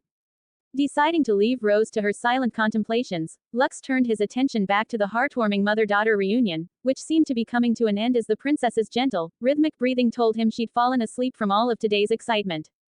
Snapping his fingers, his sexy little dark elf, Ash, popped in with a bow. Be a dear and get the princess situated in her room, Lux asked, rolling his eyes at the elf's clear disappointment that his summons wasn't for a booty call. Seeing the strange creature approaching her child, Rhaella held Dany tighter to her chest. Lux could tell that the woman wouldn't be letting go anytime soon if he didn't step in. Come now, if I meant any harm, I wouldn't have gone through all of this trouble, Lux said, giving the defensive mother a meaningful look, which made the former queen reluctantly hand over her precious daughter to the little elf with a sigh. Ash popped away with the girl, and Rhaella had to take a moment to pull herself together after witnessing the magical display. My lord, I'd request a private audience if it's acceptable, she asked with a curtsy. Lux nodded, looking over to Rose and Yaing. This won't take long, he told them, and they understood his point, leaving through the chamber's only exit. Now that they were alone, Lux waited in silence for the platinum-haired woman to get on with her point. I don't know what plans you have for my daughter, but I won't allow you. Let me stop you there, Lux interrupted, walking closer to the Targaryen matriarch, towering over her short frame. I think you've forgotten the position you're in here, my lady, he told her, holding the woman's defiant gaze before she lost the courage she'd managed to muster up to confront a god. But I believe you've got the wrong opinion of me. You see, I have no nefarious intentions toward you or your daughter. Everything I do is for my amusement, and that alone. Be thankful that I find the two of you entertaining enough to keep around. Lux continued his veiled threats, finally seeing recognition in the older woman's eyes. As long as she wouldn't be a hassle, her life would be a pleasant one. Now, I think it's time you joined your daughter, unless you'd like to ensure my further interest with the new body of yours that I was kind enough to create for you, Lux said, and for whatever reason, the malicious smirk on his face only increased the gorgeous Queen Mother's distress. Lux backed away with a chuckle. Of course, I jest, my lady. A servant will see you to your quarters. He waved off as Rhaella took the opportunity to leave, not forgetting her royal upbringing as she curtsied with a fake smile plastered on her face before turning away. A new god's conquest. Alone in his modest chambers, Varys sat, reading the letter in his hand for the 10th time as his body trembled. He had just returned from the urgent council meeting where news of the Ironborn's raid on Lannisport and their subsequent declaration of secession had been discussed. But that wasn't what had Varys in a tizzy. No, it wasn't anything so mundane. Instead, it was the parchment in his hands, delivered by one of his little birds, that was so concerning. If what he was reading was true, and if there was anything Varys could trust, it was his information sources. The Golden Saintess's visit to Slaver's Bay had ended in its complete destruction and the new religion obtaining an army of battle-hardened unsullied. Magic, the despicable power. Varys had no doubt that the claims of magic he was reading were true. Because what else could it be? Since the fall of Valyria, the slaver nations had stood strong. For them all to fall in succession, Varys was sure that such a feat could only be accomplished with the vile arts. Varys let out a sigh. He had thought such power to single-handedly bring down a kingdom had died out over a century ago with the Dance of the Dragons. Now, it seemed he had the unfortunate task of working around such power to accomplish his family's long-held goals. For once, Varys knew that this wasn't a foe he could defeat on his own, and his best option was working with the enemies of his enemy. But there lay the problem. The Golden Religion's only rival was the damnable fire priests of the Red God, another group of lunatics wielding powers they knew not. Varys really didn't want to associate with either, but what other choice did he have? A new god's conquest. Basaro rocked himself back and forth on his large mattress, trying to make the nightmares cease so he could finally get some rest. But how could he? Every time Basaro closed his eyes, he saw his city burning to ash as it descended into the seas. Ever since news of Slaver's Bay's fate reached him, he hadn't gotten a wink of sleep. Hells, he'd even lost nearly all of his appetite. The lavish silken robes that once fit him now hung loosely from his shoulders. Soon, he might even be able to sit in normal-sized chairs. What a horror. How had he ever gotten it into his thick skull to provoke the Golden Saintess? And he was certain the fools he called fellow keyholders wouldn't stop their simple-minded plans to pull a fast one for some measly coins. Who gave a damn about coins when their city could be ended on a whim? No, Basaro wouldn't silently go along with their plans as he had before. He'd be making his way to the Golden Temple at first light. With comforting thoughts of backstabbing and treachery on his mind, Basaro finally drifted off into a pleasant sleep, unconcerned about the former allies he was planning to sell out. A new god's conquest. Taking a deep breath, Lux sighed in satisfaction at the wonderful scent of freshly fucked witch pussy filling the room, the redhead's sweat-covered body pressed tightly against his as they basked in the afterglow of sex. Lux had come looking for Rose to talk about what happened with the princess and her mother, but it seemed the feisty girl needed to relieve some pent-up stress first. So, you really are a god? She finally asked, making Lux chuckle. When have I ever claimed otherwise, love? He teased, and Rose growled at him. Bastard, you know what I mean. This whole time, I thought you were just fucking around and using magic to pretend to be a god. Rose screeched, while Lux ran a hand through her long hair, trying to soothe the exasperated girl. All right, yes, I'm a god. Now ask what you've been wanting to ask, Lux whispered, running circles along his lover's back. My godfather, my parents, can you bring them back? Rose blurted out, making him sigh and pull his witch closer. Rose, I'm so sorry. You've lost so much, and if anyone deserved to be reunited with their loved ones, it would be you, Lux told her as tears began to run down her face. But, she asked, looking at him to finish what he was saying. I've already looked, and your godfather's soul never made it past the veil. As for your parents, after dying from the killing curse, there's nothing I can do. The curse isn't strong enough to destroy a soul, but it does enough damage that the only option is to enter the cycle of reincarnation, Lux explained as Rose's sobs increased against his chest. Of course, this wasn't completely true. After all, his essence of creation could do anything. Lux simply didn't want to contend with her parents' influence, not when he was still working his corrupting claws into the girl. Whatever, maybe in a few hundred years, he'd bring them back. Surely, Rose would easily forgive him after such a long time. You're not alone, Rose. I don't go back on my word. You're mine forever, Lux consoled, feeling his witch nuzzle further into the warmth of his body. And as much as you might bicker with the others, they're your family now, he continued. Lux didn't know how comforting his words would be, but he figured his lover would get over it sooner or later. And sooner seemed to win out as he felt a pair of soft hands working his semi-hard shaft to full mast before being guided into the wonderfully tight pussy that he'd just fucked not too long ago. Read ahead on my Patreon. Link. patreon.com/CodeKingu. My Pat charges every 30 days, so it doesn't matter which day of the month you join. Join my Discord. Discord. GGVP2Q8XPK. 11 comments 0 vote. Collapse. Lux guzzled down another bottle of whiskey, trying not to think about the hell awaiting his future. Of course, normal alcohol had no effect on him, and even the magical drink he was guzzling only worked because he allowed it. But for now, the young god simply wanted to lose himself in complete apathy. Val and Bella had given birth today, 3 new daughters entering the world, twins from Bella and, fortunately, only one from Val. Of course, he'd known from conception, but now it was finally hitting him. Christ, it would be a nightmare when their cycles eventually lined up, Lux internally grumbled. He needed to get some guy friends or something to pump up the collective testosterone levels of this place. Tossing the empty bottle at the wall, Lux decided he needed some entertainment to pull himself out of this funk. After thinking about it, today was as good a time as any to make his biggest move so far, one that would really put his name at the top of everyone's list.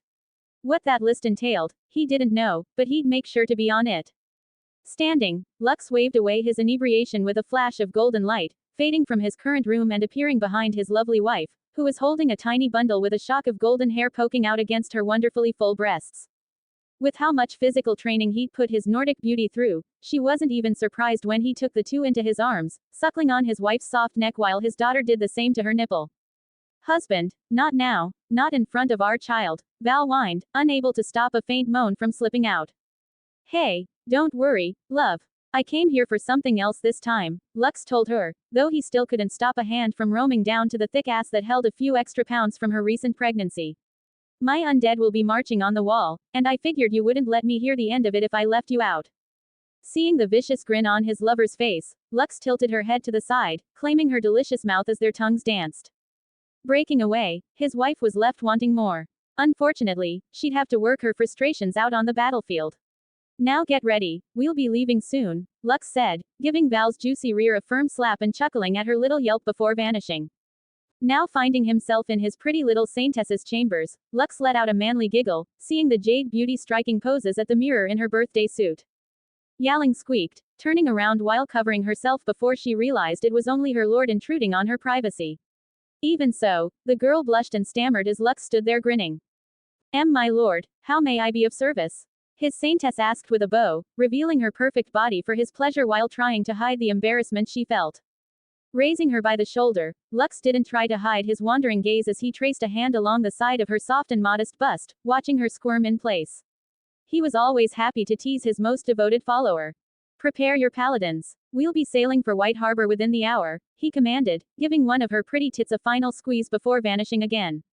An hour or so later, Lux watched over the airstrip as the former Unsullied, now paladins, boarded his many flying war vessels with their shiny new armor and arms.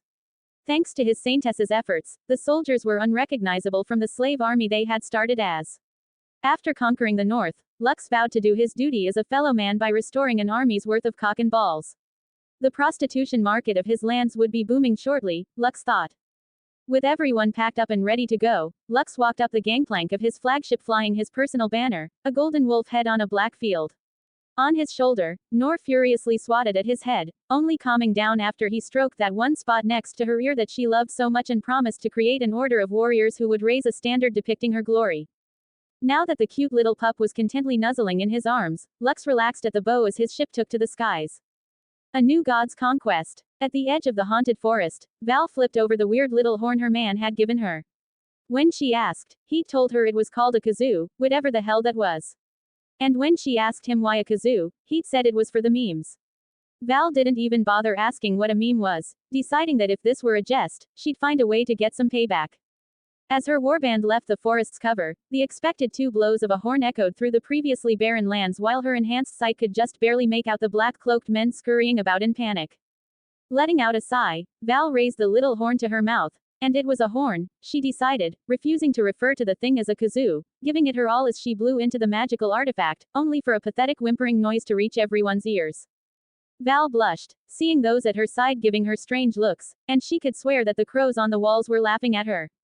Val decided to make her husband's day miserable for this. Clearing her throat in embarrassment, Val looked back to the wall. Well, at least the thing worked, she thought, seeing a few large icicles begin to tremble. But as time passed, with only faint tremors being felt, Val wondered how long Lux had expected her to wait around.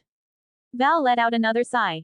Kane, do you think you could help speed up this whole process a bit? She asked, looking at the armored undead in charge. As you wish, my lady, his raspy voice replied, making Val smile because at least someone around here was useful.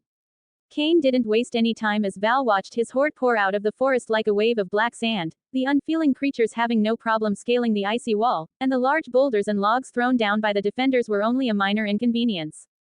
With their sole directive being to open the tunnel gates, Val heard the loud grinding of metal within an hour of the attack before readying her fellow free folk for a charge. Hefting the large war axe she'd bugged her hubby to make, Val frowned as she looked at the warriors behind her. She could see it on their faces. They didn't want to get anywhere near the terrifying undead still clambering up the walls. Luckily, a stern glare was all it took to set the lot straight, following behind at a slower pace as she charged ahead with all the might built up from months of grueling training. On the other side of the wall, Val found the large courtyard in utter chaos. Bodies of both crows and undead burned, lost limbs were strewn about, and green boys cowered in fear as they tried to go unnoticed. And for the most part, the cravens were left alone, the focus of the simple-minded undead being those who posed the most threat. But now, Val was entering the fray, and after locking eyes with a lad poking his head out from behind a trio of barrels, she pounced, cleaving both man and containers apart in one swing, the crows horrified, lifeless eyes locking onto his dismembered lower half as his lifeblood seeped over the spilled grain. Val grinned, tearing through the crows who had caused so much suffering to her people, relishing the fear in their eyes, her bloody visage the last image they saw on this mortal plane. Come out, wherever you are, Val sang, standing outside the last stronghold, her people standing behind as they too released their grievances on the rapidly cooling corpses in the yard, placing heads on spikes while jeering at the remaining crows. Val would have let them live a little longer if they'd just played along with her banter, but hearing nothing in return, she walked up to the barricaded door, ramming the tip of her axe into it with all her might. The door easily flew off its hinges, crushing a poor sod against the far wall. Entering, Val met the eyes of a familiar face. Ah, Stark, we meet again, she greeted with a smile, only for it to be rudely returned by a scowl. Perhaps we should take them hostage, Mance suggested from her side. Val jumped, startled. She'd forgotten that the creep had ended up tagging along while her sister was stuck at home with a babe growing in her belly. Val shook her head, pushing her good brother away with the butt of her axe. No need, at this point the North might have already fallen, she told him. Watch your tongue, invader. The North has stood strong for millennia. No matter the foul sorcery you wield, we will not go down so easily to a bunch of savages, Benjen growled, making Val scowl. She didn't like the way the Stark fucker was speaking to her. Val had come to enjoy a certain level of respect after becoming the wife of a god. So who was this insolent mongrel to act with such contempt? Whether you believe my words or not, you can ask your family in hell, Val said before hurling her axe too fast for the man to react, the large blade burying itself in the Stark's face. After that startling turn of events, the remaining crows panicked as Val allowed the men following her to get some action, cutting down the last of Castle Black's defenders with mad gusto. Later, as they made camp within the North's borders, a rumble had her looking at the wall that was finally crashing to the ground after all this time. Val rolled her eyes. At this point, she was sure her husband had planned this to purposely annoy her.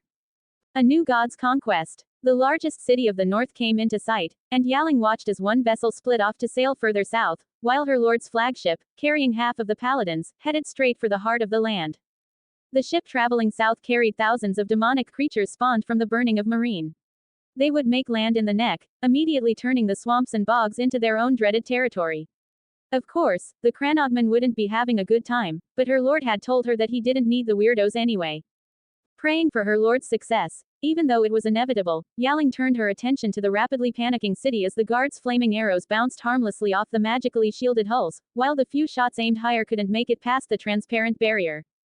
White Harbor's port was a small one, nothing like what she had dealt with in Essos, leaving her short of available space to dock her fleet.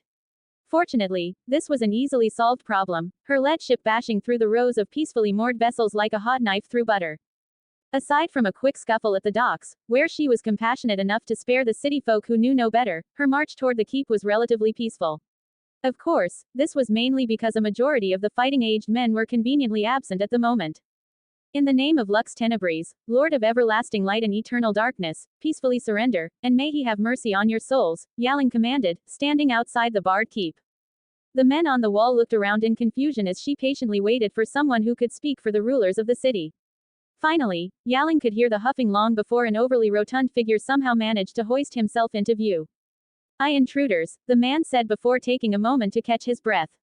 "As lord of this fair city, we will not surrender while a Stark still holds the north," he declared, making Yaing shrug before nodding at the nearby paladin commander. "Very well, at the very least, you can die knowing you stood for your beliefs," she told him, and after her words fell, a blur of gold shot at the tubby lord, who looked down in shock at the shiny spear sticking out of his engorged gut. "All right, let's wrap this up quickly. Secure the fortifications and take the remaining Manderleys into custody," Yaing ordered, only wanting to get to her lord's side as soon as possible. A new god's conquest. With the nearby northern lords gathered in his great hall, Ned prepared for the long deliberations that would soon take place.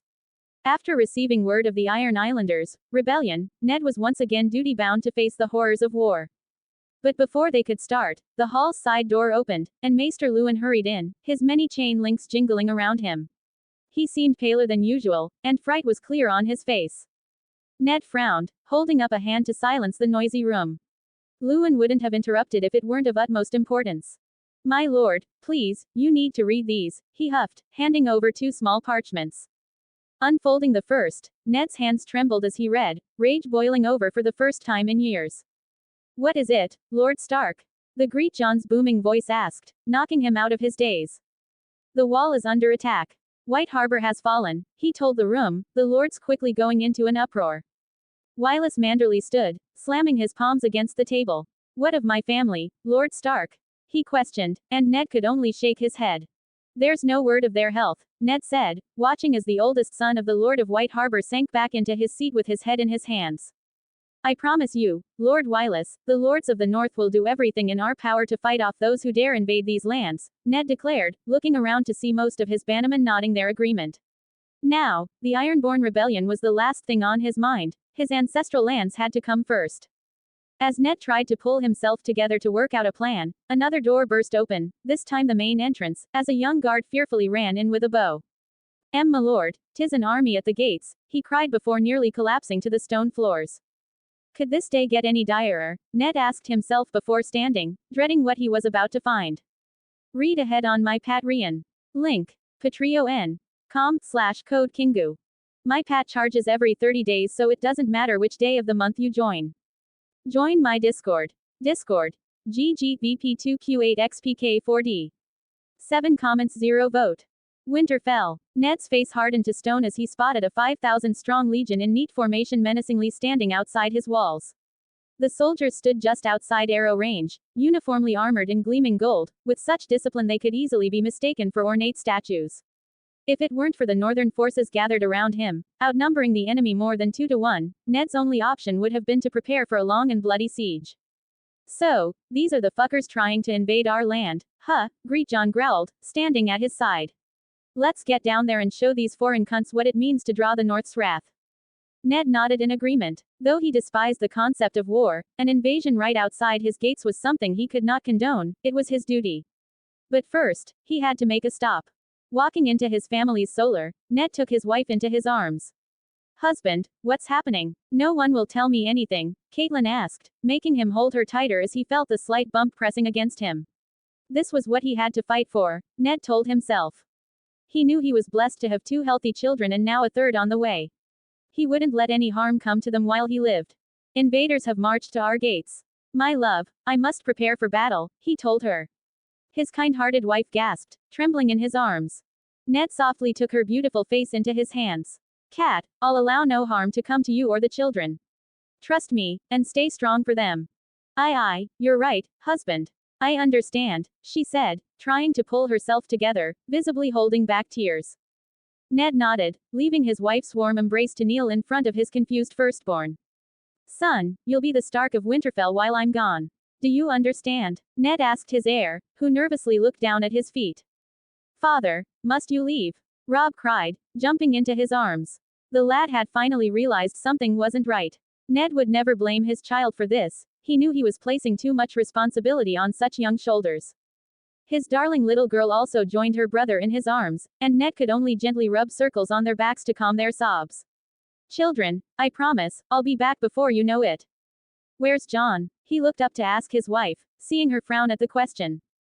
In his room, taking a nap, she nearly hissed, making him frown before shaking his head. There was no time. Forgive me, sister, he lamented silently. Giving the two attached to him a final squeeze, Ned stood as Kat pulled them to her side. He nodded and turned to face the impending storm. In the courtyard, Ned took the offered reins of his fully tacked steed from the large stable boy before mounting and riding toward his gathered forces. Roderick, are the men ready? Ned asked, looking over the gathered Winterfell guards and town levies. Aye, Lord Stark, we're ready to lay down our lives for Winterfell, his dutiful man-at-arms replied, making Ned put on a weary smile. He knew this morale was necessary for his soldiers to fight at their best, but that didn't mean he had to like it. And the other lords? He further questioned. Awaiting your commands, Roderick answered, curtly as usual, before both their attentions were drawn to two horses riding in their direction. Lord Stark, the invaders have raised a parley flag, Wylis reported. Greet John, riding at his side, spat on the ground from his horse. Bah, what is there to talk about? Let's get over there and let our blades speak for themselves, the large bear of a man scoffed. We'll see what they have to say, Ned told his small group of lords. He doubted this could end peacefully, but there was always the slightest chance. Pushing their way through the rows of infantry, Ned blinked at the opulent golden pavilion set up a stone's throw from his front line. Was this SOC lord this audacious? From here, Ned could even make out a figure leisurely draped across a lavish throne. A less honorable lord could have rained arrows upon such a distance. Flicking his reins, Ned decided to get this over with. He was more than a little annoyed by the casualness displayed by an enemy who had invaded his lands. You stand before Lux Tenebris, Lord of everlasting light and eternal darkness. A servant girl standing at the foreign lord's side declared. A strange set of titles, Ned thought, taking in the man's appearance for the first time. As he and his lords had assumed, the man clearly wasn't from anywhere north of Dorne with his darker skin. But what truly caught him off guard was the coloring of the lord's hair and eyes, both equal parts pitch black and shimmering gold. Ned wondered if it was natural, but as they neared the offered seat, his time for pondering was coming to an end. Proclaiming a lord's name and titles like the foreign lord's servant had done wasn't normal in the north, but it seemed that the heir of White Harbor didn't want to be outdone. You trespass on the land of Eddard Stark, Lord of Winterfell and Warden of the North. Wylis announced, the man giving him a nod as Ned took the only available chair. What purpose do you have coming here, and outnumbered at that? Ned asked. As the lord in front of him simply stretched and yawned in his seat, Ned wondered if the man even spoke Westerosi. My wife has a grudge against your people, and I also felt like expanding my territory. It's a win-win situation, you see, the invader lazily answered, making Ned let out a low growl, clenching his fist. The nerve of this man. Ned had assumed this attack was for gold or political intrigue. Never would he have guessed an outsider would have designs on stealing the land his ancestors had ruled for centuries. Had this lord not read the history of his people? Not even the Andals could make it past the neck, and it wasn't until dragons showed up in their lands that they finally bent the knee. Even if this small host could take Winterfell, gaining the commoners' support as an outsider would be impossible. Even though Ned wanted nothing more than to cut down the man seated so close, he reined in his wolf's blood, deciding to stand and depart from this fruitless conversation, but not before leaving his final parting words. The Starks have ruled over these lands for Yeah, you've been around for 8,000 years. It's not the first time I've heard this, the foreigner interrupted, pausing with a sneer on his face before continuing. For 8,000 years, you've allowed your people to starve through the winters, for your elderly to sacrifice themselves for the younger generation. I think it's about time for a change in administration. You know nothing of our ways, invader, Ned spat, turning away and remounting his steed, gritting his teeth as he heard the man chuckling to himself. Of course, a foreigner wouldn't understand what it meant to live in these harsh lands. Before Ned urged his horse into a trot, he noticed Wylis still glaring at this Lord Tenebris. What have you done to my family in White Harbor? He questioned, and the SOC Lord only further relaxed into his seat. Ned had nearly forgotten about that matter in his anger. But he was sure the man would only use this to rile up his lords. So you must be a Manderly. From what I've heard, your family is safely locked away in cells befitting their birth and station, he claimed, making Wylis visibly relax before continuing. But there was one fat sack of lard calling himself the lord who ended up getting run through the gut with a spear. There it was, the verbal blow that had the usually composed air of White Harbor reaching for his sword. Come, you can get your revenge on the battlefield, Greatjon pulled Wylis by the shoulder, stopping him from acting on his emotions.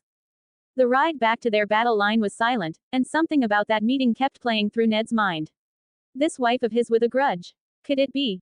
It was too much of a coincidence for the wall to be attacked at the same time as his lands were facing an invasion. Could this queen beyond the wall have gained the favor of this SOC lord that he'd never heard of? With the claims that the wildlings were strangely overgeared with steel arms and armor, it wasn't a completely outrageous notion. However, Ned could only make assumptions for now. He'd first need to push back these invaders into the seas they came from. Only then could he ride to assist his brother at the wall and get his answers. But as Ned stood with his men, prepared to advance, he noticed more than a few pointing to the sky with horrified expressions, and after looking up himself, his jaw hung wide, seeing the invading lord they had just been talking to flying high above his troops, two large pairs of wings spread wide, the extra appendages matching the attention-grabbing colors of the lord's hair and eyes. Ned gave Wylis at his side a hard look. Lord Manderly, if I don't make it out of this alive, I must leave it to you to negotiate for my family's safety. My lord, you have my word, and I hope you will do the same if I were to fall, Wylis agreed, likely as shocked and perturbed as he was. A new god's conquest. Lux hovered above his army, his majestic wings out for the first time in public. It was freeing, and after flexing the recently gained pair, he smiled at the progress he'd made so far. If Lux hadn't known he wasn't an angel from the DxD-verse, he would have been shocked at the measly forewings on his back. But no, he wasn't one of the inferior supernatural creatures of Titi Land. As an offspring of the presence, he was built different. Seeing the terrified northern army, Lux waved his paladins forward, their rhythmic lockstep knocking the levied small folk out of their stupor in the process. The two charges met, and as expected, the northerners had no chance of breaking past the phalanx formation. They might as well have been a trickling stream trying to move a boulder. As Lux had his fun, shooting down a few finger pistol shots of light here and there, he could feel the despair growing in the air. But one group was trying their best to stay out of the party, and Lux couldn't have any of that, now could he? Maybe it was time to let Nor out to play, he thought. Sensing his plan, Nor eagerly jumped at the chance to run loose, appearing on the paladin's flank in a black flash. Unlike her usual adorable puppy form, she now stood taller than a destrier, with fangs the size of daggers. Lux watched as his vicious companion bounded toward the Bolton banners, the Leech Lord content with his men putting in the absolute minimum acceptable levels of effort while the other northerners bravely died for their homeland. Nor barreled through the rows of men surrounding their lord, purposely leaving a trail of death and suffering in her wake. Lux reclined in the air, summoning a bag of popcorn to enjoy the show, not forgetting to rain down death here and there. After all, the less willing they were to fight to the end, the less work this conquest would be. From his location in the sky, Lux had the perfect view as Nor loomed over the lord of the Dreadfort's petrified horse, chuckling as the man known for his ruthless composure and discipline shook in his saddle. Nor pounced, knocking both man and animal to the ground, the pale lord crying out in agony with his leg trapped beneath his mount. And his sadistic little cutie didn't end it there with the man at her mercy. No, she drew out all the misery she could before the man became a catatonic vegetable, the horrified onlookers breaking down into a mess of sobs and vomit. Even Lux had to throw away his snack at the sights he witnessed. His appetite thoroughly ruined, Lux searched the battlefield, beginning his descent after finding the man he'd been looking for. Any chance you'd consider surrendering? Lux quipped, landing in the circle of men surrounding their liege lord. One brave soul tried going in for an attack, but the magical pressure he released perfectly isolated the two from the rest, the man falling to his ass after bouncing off a seemingly invisible wall. I don't know what gods have offended, but you'll still have to take these lands from my cold dead hands, Ned declared, and Lux gave him a nod. As much of a bastard as he knew he was, Lux could at least respect a man willing to die protecting his own. Deciding to do his good deed of the year, Lux didn't immediately go for the kill. Instead, he drew out their duel and put on a show that would be sung about for ages to come. And before the act could be drawn out too far, Lux parried the Valyrian greatsword into the muddied ground with his light blade, taking the quiet wolf's head off with a clean slash as the onlookers went deathly silent. A new god's conquest. Ah, my lovely wife. I hope you had a good time on your side of things. Lux greeted as Val walked into his mobile mansion, pausing the embrace he had been hoping for to block the punch she aimed at his groin. Did you think that stupid fucking horn was funny? She growled, as feisty as ever. Kazoo, Lux corrected. And yes, I thought it was hilarious, he grinned, pulling her into his arms despite her feeble resistance. As he enjoyed the feel of his lover in his arms, a servant interrupted to inform him that the remaining northern lords were prepared to negotiate. After claiming Eddard's head, the remaining forces were quickly routed, allowing him to gain a foothold within the keep. Fortunately for the north, aside from Ned and Roose, he had decided that allowing the rest to live was for the best. And after claiming the largest area in the courtyard, Lux set up his private home, giving the lords a day to prepare their terms of surrender. Releasing his wife from his grasp, Lux headed for the Great Hall, with Val taking his arm. I hope you realize the position you're in and that your demands won't be too outrageous, he told the gathered lords as he entered, taking the head seat while Val chose to stand at his side. Lux chuckled at the grumbled complaints in response to his words. The North was a rowdy bunch, even when facing a power they couldn't possibly comprehend. Yes, Lord Tenebris, we don't ask for much, Wireless Manderly agreed through gritted teeth, still upset about the whole situation with his dead father. Strange. The man offered Lux a few sheets of parchment, which he quickly flipped through, finding nothing that warranted a second glance. As they claimed, the demands were simple. Assured safety for any captured nobles, the right for the lords to continue ruling their lands, the remaining Starks unharmed while keeping Winterfell as their own, and finally, the return of the Starks' ancestral sword, Ice. All right, these terms are acceptable, Lux said, noting the surprise on the lords' faces. Clearly, they hadn't expected him to agree so readily. Now I have my own demands, he continued, seeing everyone reluctantly nodding. First, the Boltons are hereby stripped of all lands and titles. I won't be foolish enough to leave a blade at my back like the Starks have for millennia, Lux explained. Unsurprisingly, not a single lord at the table spoke in defense. The Boltons were truly despised by all. Second, the Stark girl will be fostered by my wife, he added. This time, there were more than a few frowns in the room, but still, no one objected. Taking hostages was expected. Finally, I heard there's a bastard running around here. I'll be taking him as my squire, Lux finished, receiving strange looks. My lord, what purpose do you have with Lord Eddard's bastard? Wireless asked. You may all see me as your worst enemy, but I'm no monster. I won't leave an innocent child to suffer under a grieving widow, Lux told them. They seemed to accept his words as truth, not putting much thought into the fate of a bastard. All right then, that settles it. I'll be taking my leave, and I don't envy whoever is tasked with breaking the news to Lady Stark, Lux said, standing with a laugh. My lord, what do we do about the king? Wireless asked, causing Lux to deadpan. What king? Do you think I'd kneel to a drunken whoremonger? No, the North is now independent, he waved off the concerns, heading for the door. Yes, I guess it's your grace now, the new Lord of White Harbor agreed. Read ahead on my Patreon. Link. Patreon.com/CodeKingu. My Pat charges every 30 days so it doesn't matter which day of the month you join. Join my Discord. Discord. GGVP2Q8XPK4.